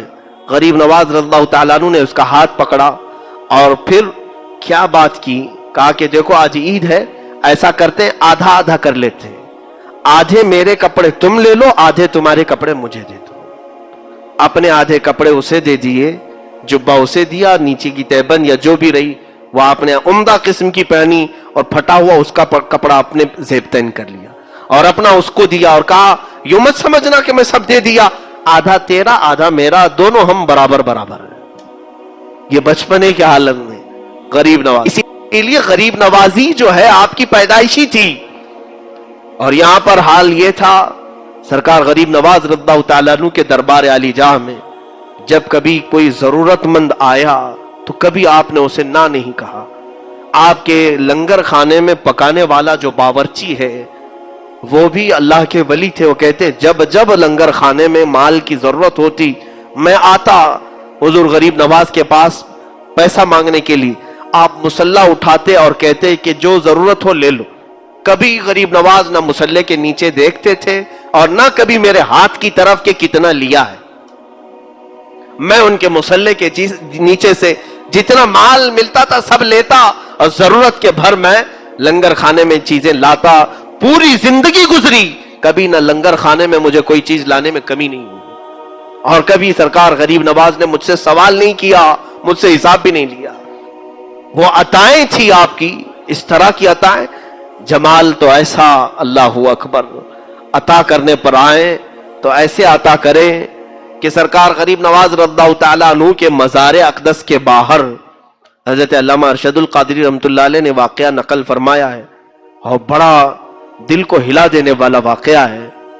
فرماتے ہیں کہ آپ کے دربار کے سامنے بھی ایک ولی تھے. اولیاء میں دو کیٹیگریاں ہیں, کچھ اولیاء جمالی ہوتے ہیں, کچھ جلالی ہوتے ہیں. کچھ کی مزاج میں شدت ہے, کچھ کی مزاج میں نرمی ہے. حضرت غریب نواز رضی اللہ تعالیٰ عنہ کے دروازے کے باہر آج بھی ایک مزار تھا. وہ ایک بہت بڑے ولی کامل تھے, سلسلہ چشتیہ کے. ان کی بھی قبر وہاں پر تھی. ان کی بھی قبر, ظاہر سی بات ہے ہر کوئی اپنے پیر کے آس پاس دفن ہونے کو پسند کرتا ہے. وہ ولی بھی وہیں دفن تھے. ایک زمانے میں ایک خاتون غریب نواز کی بارگاہ میں منتیں کر کر کے, دعائیں کر کر کے ایک بچہ مانگی تھی. بچے کی ولادت ہوئی. اللہ ہی دیتا ہے, دربار اولیاء سے دیتا ہے. رب تعالیٰ ان کی باتوں کو پسند فرماتا ہے. اور وہ عورت اپنے بچے, 1 سال کے بچے کو لے کر کے آئی تھی شکرانے کے لیے اجمیر معلیٰ میں, غریب نواز سرکار کے دربار میں. لیکن وہ باہر ہی ابھی بیٹھی تھی. جو ولی کامل غریب نواز کے سلسلے میں تھے, ان کا نام میں ذکر نہیں کر رہا ہوں, وہ باہر جہاں ان کی قبر تھی وہاں وہ عورت بیٹھی تھی. ان کی قبر کے پاس بچے نے پیشاب کر دیا. بچہ بچہ ہوتا ہے. اب جب پیشاب قبر پر بہنے لگا تو اچانک قبر سے ایک ایسا اچھال آیا کہ بچہ ہوا میں اڑا, نیچے گرا اور سر پھٹ گیا. اسی وقت بچے کی آہیں نکلی اور سانس بند ہو گئی. بچے کے دل کی دھڑکنیں بند. وہ عورت بے ساختہ پکارنے لگی. بڑی منتوں کے ساتھ ایک بچہ ملا تھا. بچے نے جو غلطی کی لیکن یہ بچہ یہی مر گیا اجمیر. وہ رونے لگی سرکار غریب نواز کے دربار. یہ وفات کے بعد کی بات بتا رہا ہوں. بہت رو کر کے کہنے لگی کہ جب آپ کے ہی دربار سے بھیک مانگ کر میں گئی تھی تو اللہ نے مجھے بیٹا عطا کیا, اور اگر یہ واپس ہی جانا تھا تو پھر یہ بچہ آیا کیوں جو میری آنکھوں کو اتنے دن ٹھنڈک پہنچایا. میں کیسے صبر کروں گی, کیسے برداشت کروں گی. یہ کہتے کہتے وہ تھک ہار کر کے غریب نواز سرکار کی چوکھٹ پر گر گئی. تو اس کے بعد اچانک فقیروں میں آواز آئی, بچہ حرکت کر رہا ہے, بچہ حرکت کر رہا ہے. جب آ کر کے اٹھا کر کے دیکھے تو وہ بچہ زندہ تھا, اس کی سانسیں چل رہی تھی. رونے لگا اور وہ بچے کو سینے سے لگا کر دوسری طرف پانی پلانے کے لیے گئی. ساری بھیڑ اس بچے کو دیکھنے گئی. اچانک اس ولی کی قبر پھٹ گئی جو دروازے کے باہر تھے. قبر پھٹی اور وہاں سے ایک بزرگ نکلے اور کسی کو دکھائی نہ پڑے, اوجھل ہو گئے, اور قبر ویسی کی ویسی رہ گئی. اور اس کو بعد میں لوگوں نے ڈھانک دیا. موجود مشائخ اور اولیاء جو تھے ان سے لوگوں نے سوال کیا کہ کیا ماجرا, ہمیں کچھ سمجھ میں نہیں آیا. تو ان بزرگوں نے ڈرتے ڈرتے کہا, بات در حقیقت بادشاہ اعظم کی ہے, سلطان اعظم کی ہے. یہ خاتون آئی تھی, یقیناً ان سے مانگا تھا غریب نواز سے. سلطان کی عطا تھی, غریب نواز کی عطا تھی جو بچہ دیا. وہ شکرانے کے لیے آئی, لیکن اس کے بچے نے پیشاب کر کے ان کے دربار میں رہنے والے ایک ولی کی قبر کی بے حرمتی کر دی. تو اس ولی کو برداشت نہ ہوا, جلال میں انہوں نے قبر سے ہاتھ اٹھایا تو بچہ اچھل کر کے گرا اور مرا. لیکن سرکار غریب نواز کو اس خاتون کا رونا دیکھا نہ گیا, اور غریب نواز نے رب ذوالجلال کی بارگاہ میں عرض کی, مولا اس بچے کو تقدیر شبہ مبرم سے تو عمر عطا فرما. رب تعالیٰ نے پھر سے اسے سانسیں جاری فرمائی, اور جب بچہ زندہ ہوا غریب نواز نے اس اپنے سلسلے کے بزرگ سے مخاطب ہو کر کے فرمایا, اے میرے مرید, میرے سلسلے میں تو بیعت ہے, یقیناً تو بہت سالوں سے میرے پاس سو رہا ہے, لیکن یاد رکھ میرے پاس آنے والے ہر طرح کے لوگ آئیں گے, باادب بھی آئیں گے, بے ادب بھی آئیں گے, کسی کی بے ادبی تم سے دیکھی نہیں جاتی, اس لیے میرے دربار سے اٹھو اور بہت دور جا کے سو جاؤ. غریب نواز کا حکم آیا کہ میرے پاس آنے والے کئی طرح کے آئیں گے, تم سے ان کی بے ادبی بے دیکھی نہ جائے گی, اٹھو اپنی قبر سے دور جا کر کے سو. ان کی قبر پھٹی اور وہ اٹھے اور چلے گئے. وہاں قبر آج ہے ہی نہیں. علامہ ارشد القادری رحمۃ اللہ علیہ نے پورا واقعہ لکھا ہے. یہ سلطان الہند ہے جو ہم جیسے نکموں کی حاضری کو بھی آج قبول کرتے ہیں. کیا چور نہیں ہوتے وہاں پر؟ لوگ ہم سے یہ سوال کرتے ہیں, لوگ ان کی قبر کے پاس اتنی بے ادبی کر رہے ہیں, غریب نواز کے دربار میں شریعت کے خلاف بہت سارے کام ہوتے ہیں. ہم نے کہا نہیں ہو رہے, ہوتے ہیں. بہت سارے ایسے کام ہو رہے ہیں, چاہے وہ مجاوروں کے ذریعے سے ہو, چاہے وہ وہاں کے رہنے والے ٹھیکیدار چوروں سے ہو, یا پھر زانیوں سے ہو, گناہ کرنے والوں سے ہو. یقیناً اللہ رب العزت جب بندوں پر مہربان ہے تو اس کے اولیاء بھی اللہ کے بندوں پر ویسے ہی مہربان ہوتے ہیں.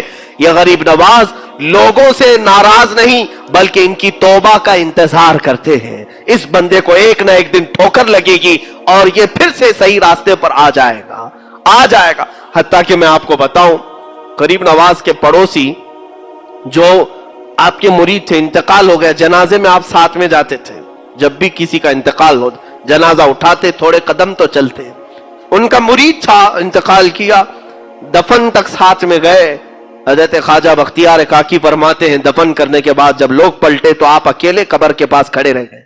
تھوڑی دیر کے بعد چہرے کا رنگ بدل گیا اور اس کے بعد تھوڑی دیر کے بعد الحمدللہ الحمدللہ کہنے لگے. پوچھا مریدوں نے, حضور یہ کیا ماجرا ہے؟ کہا بیعت بھی مریدی بھی عجیب چیز ہے. جو بیعت ہوتا ہے, پیر اور مرشد کی بیعت حاصل کرتا, یہ بھی عجیب چیز ہے. کہا کیا ہوا؟ کہا کہ یہ میرا مرید انتقال کر گیا, جیسے ہی اسے قبر میں رکھا گیا عذاب کے فرشتے اتر آئے, عذاب کے فرشتے اتر آئے اور میں سہم کر کے پیچھے آ گیا کہ اب شاید اسے عذاب ہوگا. اسی اسنا میں نے اپنے مرشد گرامی خواجہ عثمان ہارونی کو دیکھا, اس کی قبر کے پاس. حضرت خواجہ عثمان ہارونی وہ عذاب کے فرشتوں کو روک رہے ہیں کہ اسے عذاب نہ دو, یہ میرے مریدوں میں سے. کہتے ہیں وہ فرشتے کہنے لگے تھا تو آپ کے مریدوں میں سے, لیکن آپ کے طریقے پر نہیں تھا, آپ کے راستے پر نہیں چل رہا تھا. حضرت خواجہ عثمان ہارونی نے کہا مجھے میرے رب سے ملنے دو, مجھے میرے رب سے بات کرنے دو. اور خواجہ عثمان ہارونی نے کہا اے رب العالمین, تو بھی جانتا ہے اور میں بھی جانتا ہوں اس چیز کو کہ یہ ہمارے طریقے پر نہیں چلا, لیکن اس نے دامن جو پکڑا تھا لوگ مجھے تانا دیں گے کہ عثمان ہارونی کا دامن پکڑا اور عذاب میں مبتلا ہو گیا. اے مولا, کیا تیرے دوست کو دنیا والے اس بارے میں تانا دیں تجھے گوارا ہے؟ رب العالمین کی طرف سے ندا ہے, اے عذاب کے فرشتوں چھوڑو, جاؤ تم دوسری جگہ پر, اس لیے کہ اس کا ہاتھ معین الدین کے دامن سے لگا ہوا ہے. سرکار غریب نواز نے خود یہ واقعہ بیان کیا, کہا بیعت بھی عجیب چیز ہے. وہ غریب نوازی آج تک قائم ہے. اللہ ہمیں وہ عظمت و ہیبت ہمارے سروں پر ہمیشہ سلامت رکھے. اور ادب ضرور رکھنا میرے عزیز و اجمیر جانے والوں سے گزارش ہے. اجمیر جا کر کے کوئی یہ نہ سوچنا کہ دل بہلا کر کے آ جاؤں. لوگ تھک جاتے ہیں تو سوچتے ہیں تھوڑا انٹرٹینمنٹ کر کے آؤں, ناچ گانے دیکھ کر کے آؤں. لوگ وہاں جا کر ہوٹلوں میں ٹی وی لگا کر بیٹھتے ہیں. اللہ کے ولی کے شہر میں جا کر, اللہ کے ولی کا شہر جہاں جاتے ہو آپ, یہ تو اجمیر مقدس ہے جہاں اولیاء کاملین پہنچتے ہیں. گلی کوچوں میں اولیاء ہوتے ہیں, اور وہاں ہم اگر بے ادبی کا مظاہرہ کرتے ہیں تو کہیں ایسا نہ ہو کہ قسمت ہمیشہ کے لیے محروم ہو جائے, ہمیشہ ہماری قسمت محروم نہ ہو جائے. اسی لیے ادب کا دائرہ ایسا ملحوظ رکھو. اللہ اکبر. اعلیٰ حضرت فاضل بریلوی کی بات آتی ہے.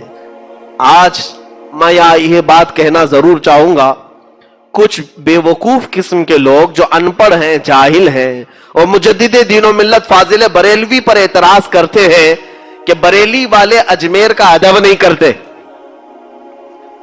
جو نہیں کرتا وہ بریلوی ہے ہی نہیں, وہ اعلیٰ حضرت کا ہے ہی نہیں, وہ رضوی ہے ہی نہیں جس نے غریب نواز کی گستاخی کی.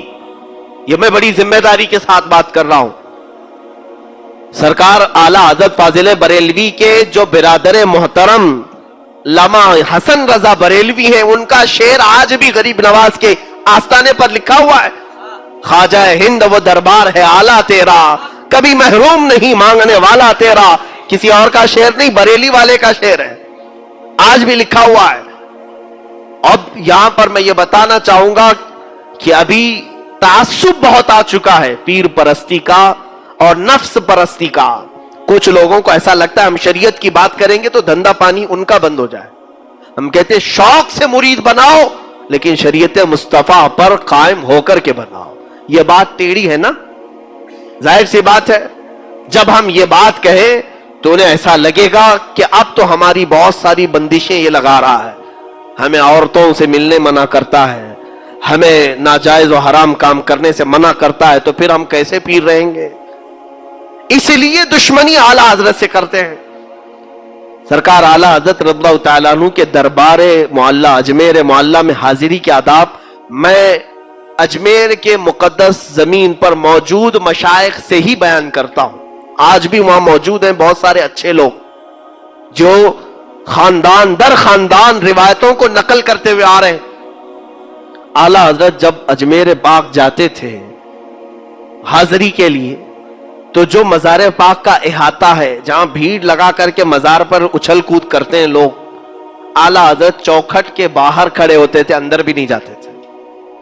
مجاورین اس وقت کے جو جانتے تھے پہچانتے تھے راستہ چھوڑ دیا اور کہا آئیے مولانا احمد رضا خان بریلوی, بریلی سے آپ آئیں, آپ کے علم کا بڑا شعرا سنتے ہیں, آپ اندر آئیے حاضری دیجئے.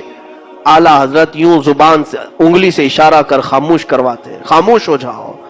اور کیا لفظ کہتے تھے جانتے ہیں؟ اعلیٰ حضرت یہ فرماتے کہ کتے کا کام دروازے پر رہنا ہوتا ہے, کتا مالکوں کے گھر کے اندر نہیں جاتا. اعلیٰ حضرت نے یہی الفاظ غوث پاک کے دربار کے لیے استعمال کیے, تجھ سے در در سے سگ اور سگ سے ہے مجھ کو نسبت.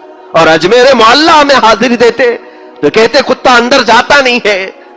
میرے عزیزو, ہماری یہ زبان نہیں ہے جو اعلیٰ حضرت کے لیے ہم یہ الفاظ استعمال کریں, لیکن مجدد دین و ملت نے اپنی عاجزی میں یہ لفظ استعمال فرمایا. عاجزی میں کیا ہم گداگر ہیں, فقیر ہیں, اور فقیر دروازے کے باہر ہی رہتا ہے, اندر جانے کا اسے کیا حق پہنچتا ہے؟ یہ ادب رکھنے والے مجدد دین و ملت پر آج کل کے وہ چور لوگ جو جیب کترتے ہیں وہ اعتراض کر رہے ہیں. عورتوں کو اندر کر کے پیسے نوچ لے اور ان کا مال حرام طریقے سے کھا لے, وہ اس شان والے مجدد پر اعتراض کرے. بہت افسوس کی بات ہے. پڑھو, علم حاصل کرو, جہالت سے توبہ کرو, اور تمہیں پتا چل جائے گا کہ اولیاء کا ادب کیسے کرتے تھے. آج تمہیں خود بھی ادب سیکھنا ہو تو ان اولیاء کو دیکھو کہ یہ کیسے ادب کرتے ہیں. بہرحال سرکار غریب نواز رضی اللہ تعالیٰ عنہ کا آخری وقت تھا. پہلی رجب سے آپ اپنے اس حجرے میں بند ہو گئے جس میں آج آپ آرام فرمائیں. جہاں پر آپ کی قبر ہے یہی آپ کا گھر تھا, یہی آپ کی جھونپڑی تھی جس پر گنبد بنا ہے. یہ حجرے کے دروازے آپ نے بند کر لیے. پہلی رجب کو جو گئے دوسری میں باہر نہیں, تیسری میں باہر نہیں, چوتھی میں نہیں, پانچویں میں نہیں, 6 رجب تک دروازہ نہیں کھلا. نہ کوئی پانی باہر سے گیا ہے, نہ کوئی کھانا باہر سے گیا ہے. مریدین انتظار میں تھے کہ شیخ اب نکلیں گے کہ اب تب نکلیں گے. 6 رجب تک ذکر اللہ کی آواز آتی تھی جو سرکار غریب نواز رضی اللہ تعالیٰ عنہ کا خاص ذکر تھا. لیکن اچانک 6 رجب المرجب کی دوپہر کے وقت, ظہر کا وقت تھا, ذکر کی آواز بند ہو گئی. ذکر کی آواز بند ہوئی تو موجود جو آپ کے مریدین متوسلین تھے دروازہ توڑ کر جب وہ اندر گئے تو دیکھا ایک چارپائی پر آپ نہایت ہی آرام سے سوئے ہیں. آپ کی پیشانی سے پانی کے قطرے ٹپک رہے ہیں اور جسم ایسا لگتا تھا جیسے کوئی غسل دے کر کے سلایا ہے. بہت ہی نفیس اور عمدہ خوشبو اس چارپائی سے آ رہی ہے. اور جو موجود بزرگ ہیں وہ فرماتے ہیں جیسے ہی ہم نے غریب نواز کو پیشانی پر بوسہ دینے کا ارادہ کیا، آپ کی پیشانی پر واضح طریقے سے یہ لکھا ہوا دیکھا، ھذا حبیب اللہ مات فی حب اللہ، یہ اللہ کا حبیب ہے، اللہ کی محبت میں چلا گیا۔ یہ جملہ آج بھی دربار غریب نواز کی چوکھٹ پہ لکھا ہوا ہے۔ آج جانا تو اس جملے کو دیکھنا کہ غریب نواز کی وفات کے وقت آپ کی پیشانی پر یہ جملہ لکھا ہوا تھا۔ وہ اللہ والا اللہ کی محبت میں دنیا سے گیا ہے اور ہزاروں کو نواز کر کے گیا، اب بھی نواز رہا ہے۔ دربار غریب نواز میں ہماری یہ عقیدت قبول ہو جائے۔ مولا ہم اجمیر پہنچ نہ سکے، ہم بڑی دور ہیں، مگر ہماری آوازیں اجمیر تک تو پہنچا دے، اس غریب نواز کے دربار تک ہم غریبوں کی آہیں پہنچا دے، ہمارے سوالات وہاں تک پہنچا دے۔ اے رب ذوالجلال، عطا تو ہی کرتا ہے، مگر مولا دروازے غریب نواز سے ہم تیری بارگاہ میں سوال کرتے ہیں۔ آج تیرے اس معین الدین حسن چشتی کا یوم وصال ہے، ان کی شب ششم ہے مولا، اس شب کی برکت سے ہم سب کے دلوں کی اندھیریوں کو دور فرما دے، ہمارے دلوں کی کدورت کو دور فرما دے، گھروں کی بے برکتیوں کو دور فرما دے۔ اللہم ربنا وآتنا ما وعدتنا علی رسلک ولا تخزنا یوم القیامہ انک لا تخلف المیعاد۔ ختم خواجگان کرنے کا میں نے آپ سے اعلان کیا تھا، مختصر طریقے سے با ادب ہو کر بیٹھ جائیں، دو زانو ہو کر، جیسے نماز میں قعدے میں آپ بیٹھتے ہیں۔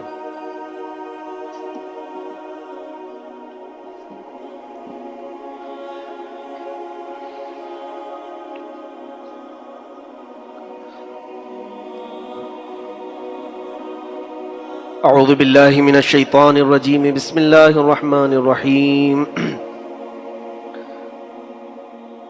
سارے لوگ درود مبارکہ 11 مرتبہ پڑھیں۔ اللہم صلی علی سیدنا محمد وآلہ وصحبہ وبارک وسلم، اللہم صلی علی سیدنا محمد وآلہ وصحبہ وبارک وسلم، اللہم صلی علی سیدنا محمد وآلہ وصحبہ وبارک وسلم، اللہم صلی علی سیدنا محمد وآلہ وصحبہ وبارک وسلم، اللہم صلی علی سیدنا محمد وآلہ وصحبہ وبارک وسلم، اللہم صلی علی سیدنا مولانا محمد وآلہ وصحبہ وبارک وسلم، اللہم صلی علی سیدنا محمد وآلہ وصحبہ وبارک وسلم، اللہم صلی علی سیدنا محمد وآلہ وصحبہ وبارک وسلم، اللہم صلی علی سیدنا محمد وآلہ وصحبہ وبارک وسلم۔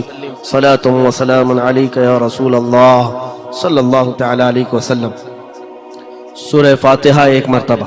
بسم اللہ الرحمن الرحیم، الحمد للہ رب العالمین، الرحمن الرحیم، مالک یوم الدین، ایاک نعبد و ایاک نستعین، اہدنا الصراط المستقیم، صراط الذین انعمت علیہم غیر المغضوب علیہم ولا الضالین، آمین۔ سورہ علم نشرح ایک مرتبہ۔ بسم اللہ الرحمن الرحیم، علم نشرح لک صدرک ووضعنا عنک وزرک الذی انقض ظہرک ورفعنا لک ذکرک فإن مع العسر یسرا ان مع العسر یسرا فإذا فرغت فانصب وإلى ربك فارغب۔ سورہ اخلاص قل هو اللہ احد 11 مرتبہ۔ بسم اللہ الرحمن الرحیم، قل هو اللہ احد اللہ الصمد لم یلد ولم یولد ولم یکن له کفوا احد۔ بسم اللہ الرحمن الرحیم، قل هو اللہ احد اللہ الصمد لم یلد ولم یولد ولم یکن له کفوا احد۔ بسم اللہ الرحمن الرحیم، قل هو اللہ احد اللہ الصمد لم یلد ولم یولد ولم یکن له کفوا احد۔ بسم اللہ الرحمن الرحیم، قل هو اللہ احد اللہ الصمد لم یلد ولم یولد ولم یکن له کفوا احد۔ بسم اللہ الرحمن الرحیم، قل هو اللہ احد اللہ الصمد یلد ولم يكن له كفوا أحد۔ بسم الله الرحمن الرحيم، قل هو الله أحد الله الصمد لم يلد ولم يولد ولم يكن له كفوا أحد۔ بسم الله الرحمن الرحيم قل هو الله أحد الله الصمد لم يلد ولم يولد ولم يكن له كفوا أحد بسم الله الرحمن الرحيم قل هو الله أحد الله الصمد لم يلد ولم يولد ولم يكن له كفوا أحد بسم الله الرحمن الرحيم قل هو الله أحد الله الصمد لم يلد ولم يولد ولم يكن له كفوا أحد بسم الله الرحمن الرحيم قل هو الله أحد الله لم يكن له كفوا أحد بسم الله الرحمن الرحيم قل هو الله أحد الله الصمد لم يلد ولم يولد ولم يكن له كفوا أحد.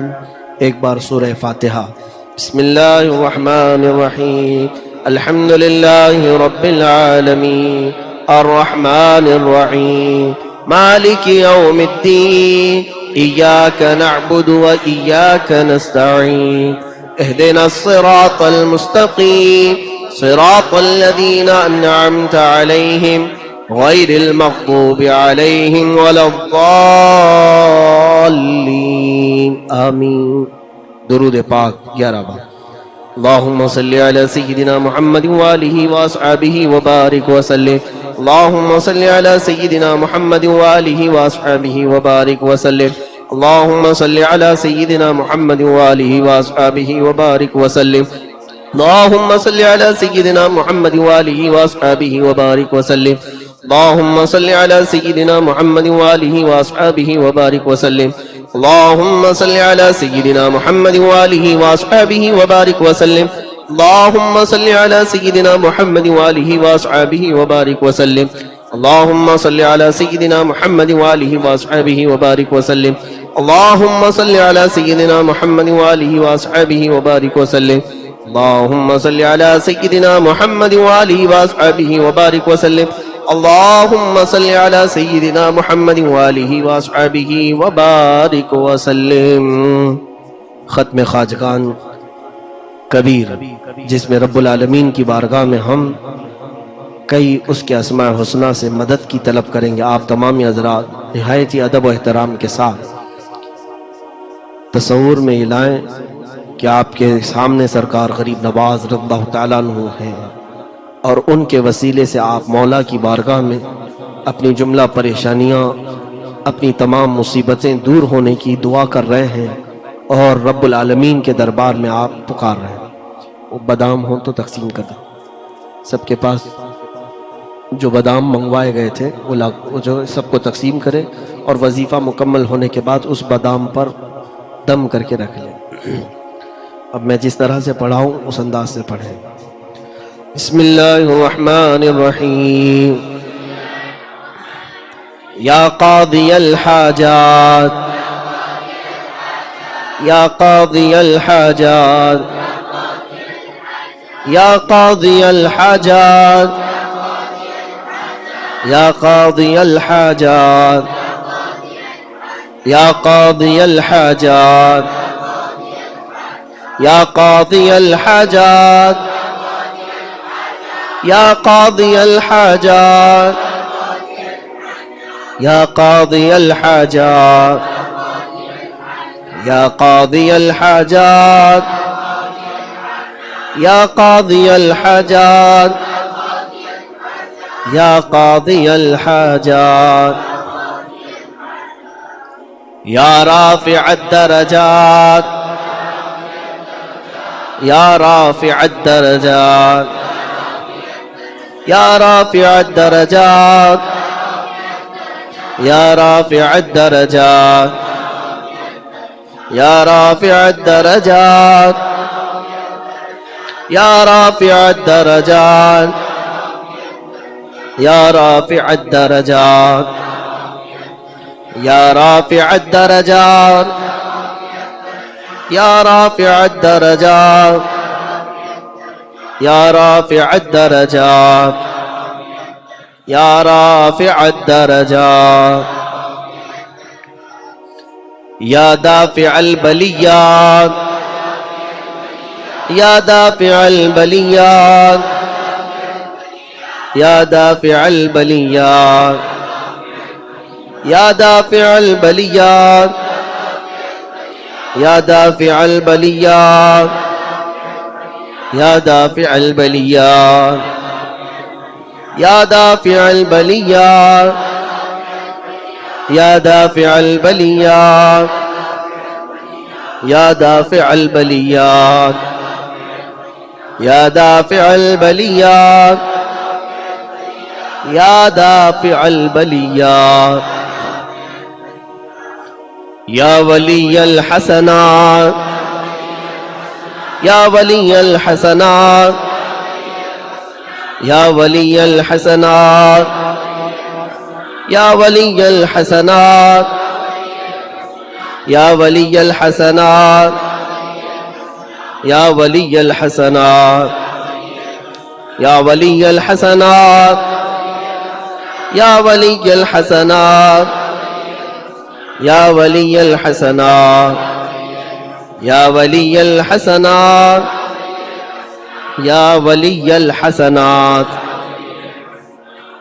یا کافی المہمات یا کافی المہمات یا کافی المہمات یا کافی المہمات یا کافی المہمات یا کافی المہمات یا کافی المہمات یا کافی المہمات یا کافی المہمات یا کافی المہمات یا کافی المہمات یا مسبب الاسباب یا مسبب الاسباب یا مسبب الاسباب یا مسبب الاسباب یا مسبب الاسباب یا مسبب الاسباب یا مسبب الاسباب یا مسبب الاسباب یا مسبب الاسباب یا مسبب الاسباب یا مسبب الاسباب یا شافی الامراض یا شافی الامراض یا شافی الامراض یا شافی الامراض یا شافی الامراض یا شافی الامراض یا شافی الامراض یا شافی الامراض یا شافی الامراض یا شافی الامراض یا شافی الامراض یا حل المشکلات یا حل المشکلات یا حل المشکلات یا حل المشکلات یا حل المشکلات یا حل المشکلات یا حل المشکلات یا حل المشکلات یا حل المشکلات یا حل المشکلات یا حل المشکلات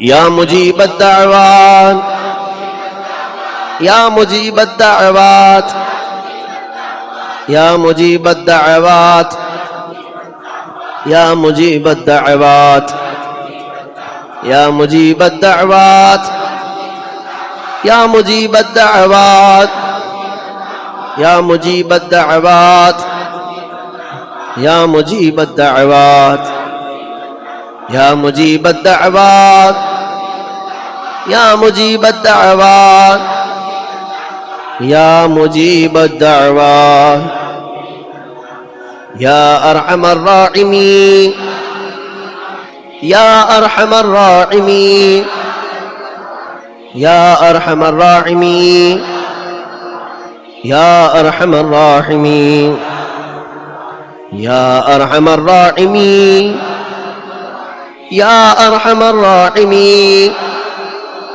یا ارحم الراحمین یا ارحم الراحمین یا ارحم الراحمین یا ارحم الراحمین یا ارحم الراحمین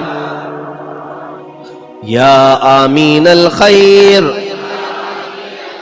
یا آمین الخیر یا آمین الخیر یا آمین الخیر یا آمین الخیر یا آمین الخیر یا آمین الخیر یا آمین الخیر یا آمین الخیر یا آمین الخیر یا آمین الخیر بگر داو بلا افتادہ کشتی ضعیفان شکستارا تو پشتی بحق خواجہ عثمان ہارونی مدد کن یا معین الدین چشتی مدد کن یا معین الدین چشتی مدد کن یا معین الدین چشتی مدد کن یا معین الدین چشتی مدد کن یا معین الدین چشتی مدد کن یا معین الدین چشتی مدد کن یا معین الدین چشتی مدد کن یا معین الدین چشتی مدد کن یا معین الدین چشتی مدد کن یا معین الدین چشتی بحق خواجہ عثمان ہارونی مدد کن یا معین الدین چشتی خواجہ ہند وہ دربار ہے اعلیٰ تیرا کبھی محروم نہیں مانگنے والا تیرا خواجہ ہند وہ دربار ہے اعلیٰ تیرا کبھی محروم نہیں مانگنے والا تیرا کبھی محروم نہیں مانگنے والا تیرا گلشن ہند ہے شاداب کلیجے ٹھنڈے گلشن ہند ہے شاداب کلیجے ٹھنڈے وہاں اے ابر کرم زور برسنا تیرا خواجہ ہند وہ دربار ہے اعلیٰ تیرا پھر مجھے اپنا در پاک دکھا دے پیارے پھر مجھے اپنا در پاک دکھا دے پیارے پھر مجھے اپنا در پاک دکھا دے پیارے آنکھیں پر نور ہو پھر دیکھ کے روضہ تیرا آنکھیں پر نور ہو پھر دیکھ کے روضہ تیرا خواجہ ہند وہ دربار ہے اعلیٰ تیرا محی الدین غوث ہے اور خواجہ معین دین ہے، محی الدین غوث ہے اور خواجہ معین دین ہے۔ اے حسن کیوں نہ ہو محفوظ عقیدہ تیرا، اے حسن کیوں نہ ہو محفوظ عقیدہ تیرا۔ خواجہ ہند وہ دربار ہے اعلیٰ تیرا، کبھی محروم نہیں مانگنے والا إلى أشرف تیرا۔ النبي الأكرم محمد المصطفى صلى الله عليه وسلم وآله وأصحابه وأولياء ملته وجميع المسلمين والمسلمات الكرام الفاتحة۔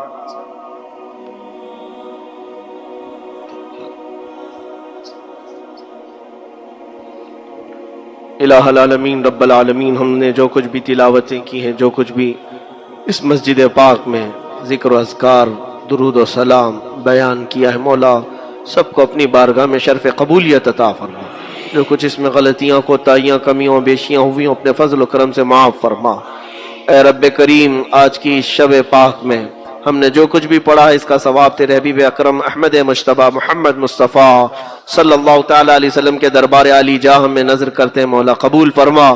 تیرے رسول کریم صلی اللہ علیہ وسلم کے صدقہ و توسل تمام انبیاء کرام علیہ السلام، خلفائے راشدین، صحابہ کرام، صحابیات، ازواج مطہرات، بنات طیبات، شہداء کرام، صالحین، ائمہ مجتہدین، جملہ اولیاء کرام، تمام مومنین، مومنات، مسلمین، مسلمات کی روحوں کو نظر کیا قبول فرما۔ خصوصاً بالخصوص سلطان الہند، معین الہند، عطائے رسول، غریب نواز سرکار معین الدین حسن چشتی قدس اللہ سرہ الشریف رضی اللہ تعالیٰ عنہ وارضاہ عنا، اجمیری کی بارگاہ میں نظر ہے، مولا قبول فرما۔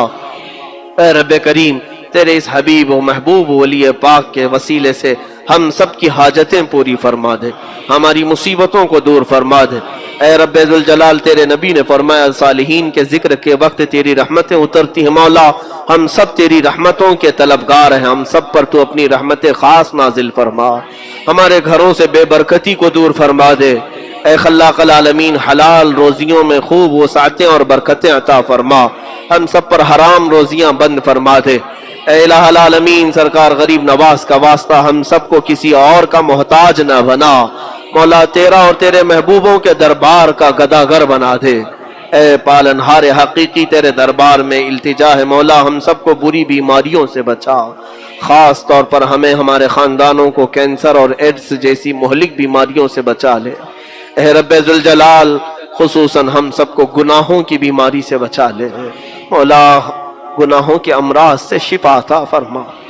اے رب کریم، خلاق العالمین، ہم سب کی آنکھوں نے ہزار گناہ دیکھے، مولا دنیا بہت رنگین ہے، اے پالنہار حقیقی، ان آنکھوں کے بند ہونے سے پہلے ہماری ان آنکھوں کو غریب نواز کے جلوے عطا فرما۔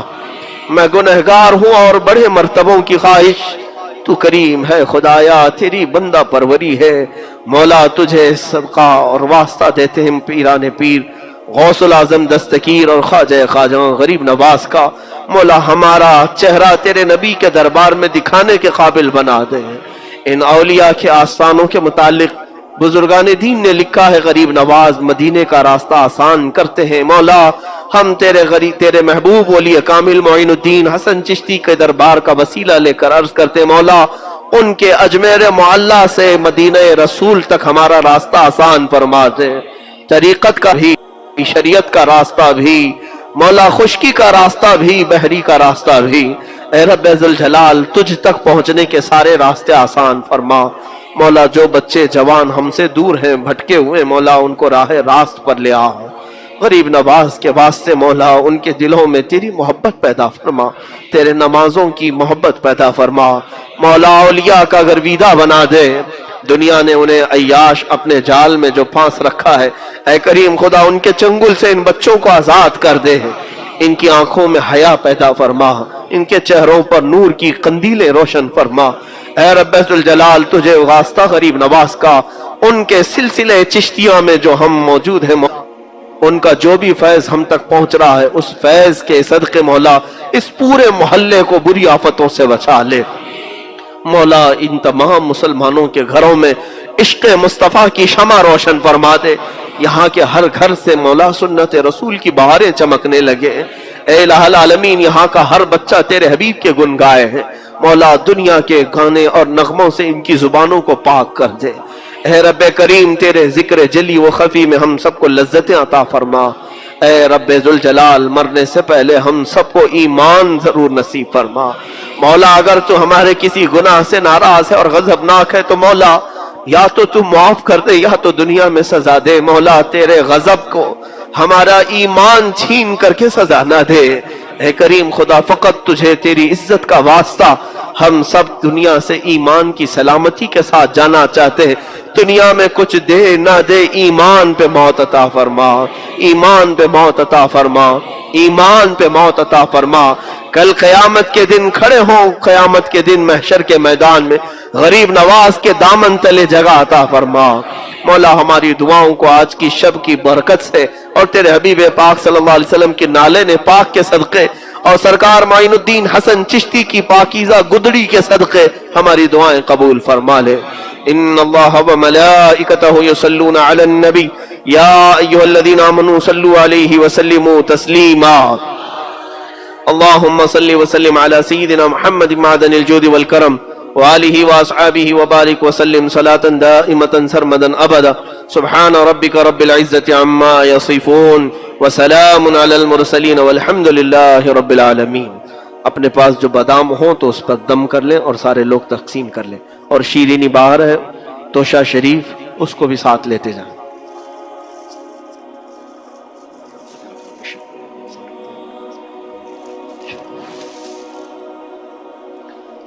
سلام کے لیے کھڑے ہو جائیں۔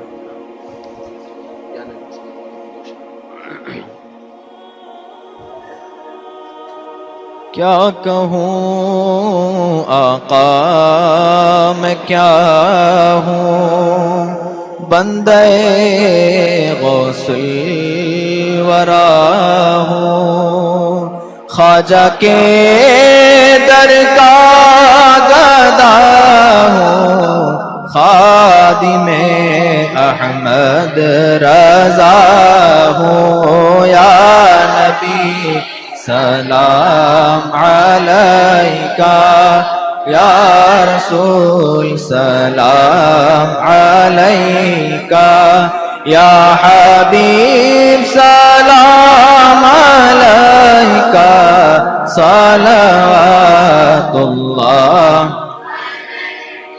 مصطفیٰ خیر الورا ہو، سرور ہر دو سرا ہو، کیوں رضا مشکل سے ڈریے، جب نبی مشکل کشا ہو۔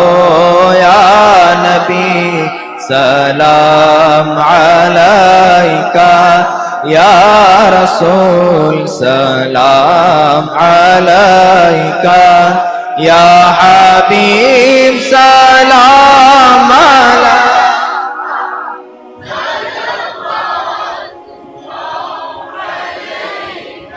دعواهم فيها سبحانك اللهم وتحيتهم فيها سلام وآخر دعواهم ان الحمد لله رب العالمین۔ جد میں واپسی ہو یا اللہ، جد میں واپسی ہو یا اللہ، لب پہ جاری ہو بس لا الہ الا اللہ۔ آج کا جو ذکر ہوگا انشاءاللہ العزیز چاند شاہ ولی رضی اللہ تعالیٰ عنہ، جو حضرت سلیمان رضی اللہ تعالیٰ عنہ کی بارگاہ میں چاند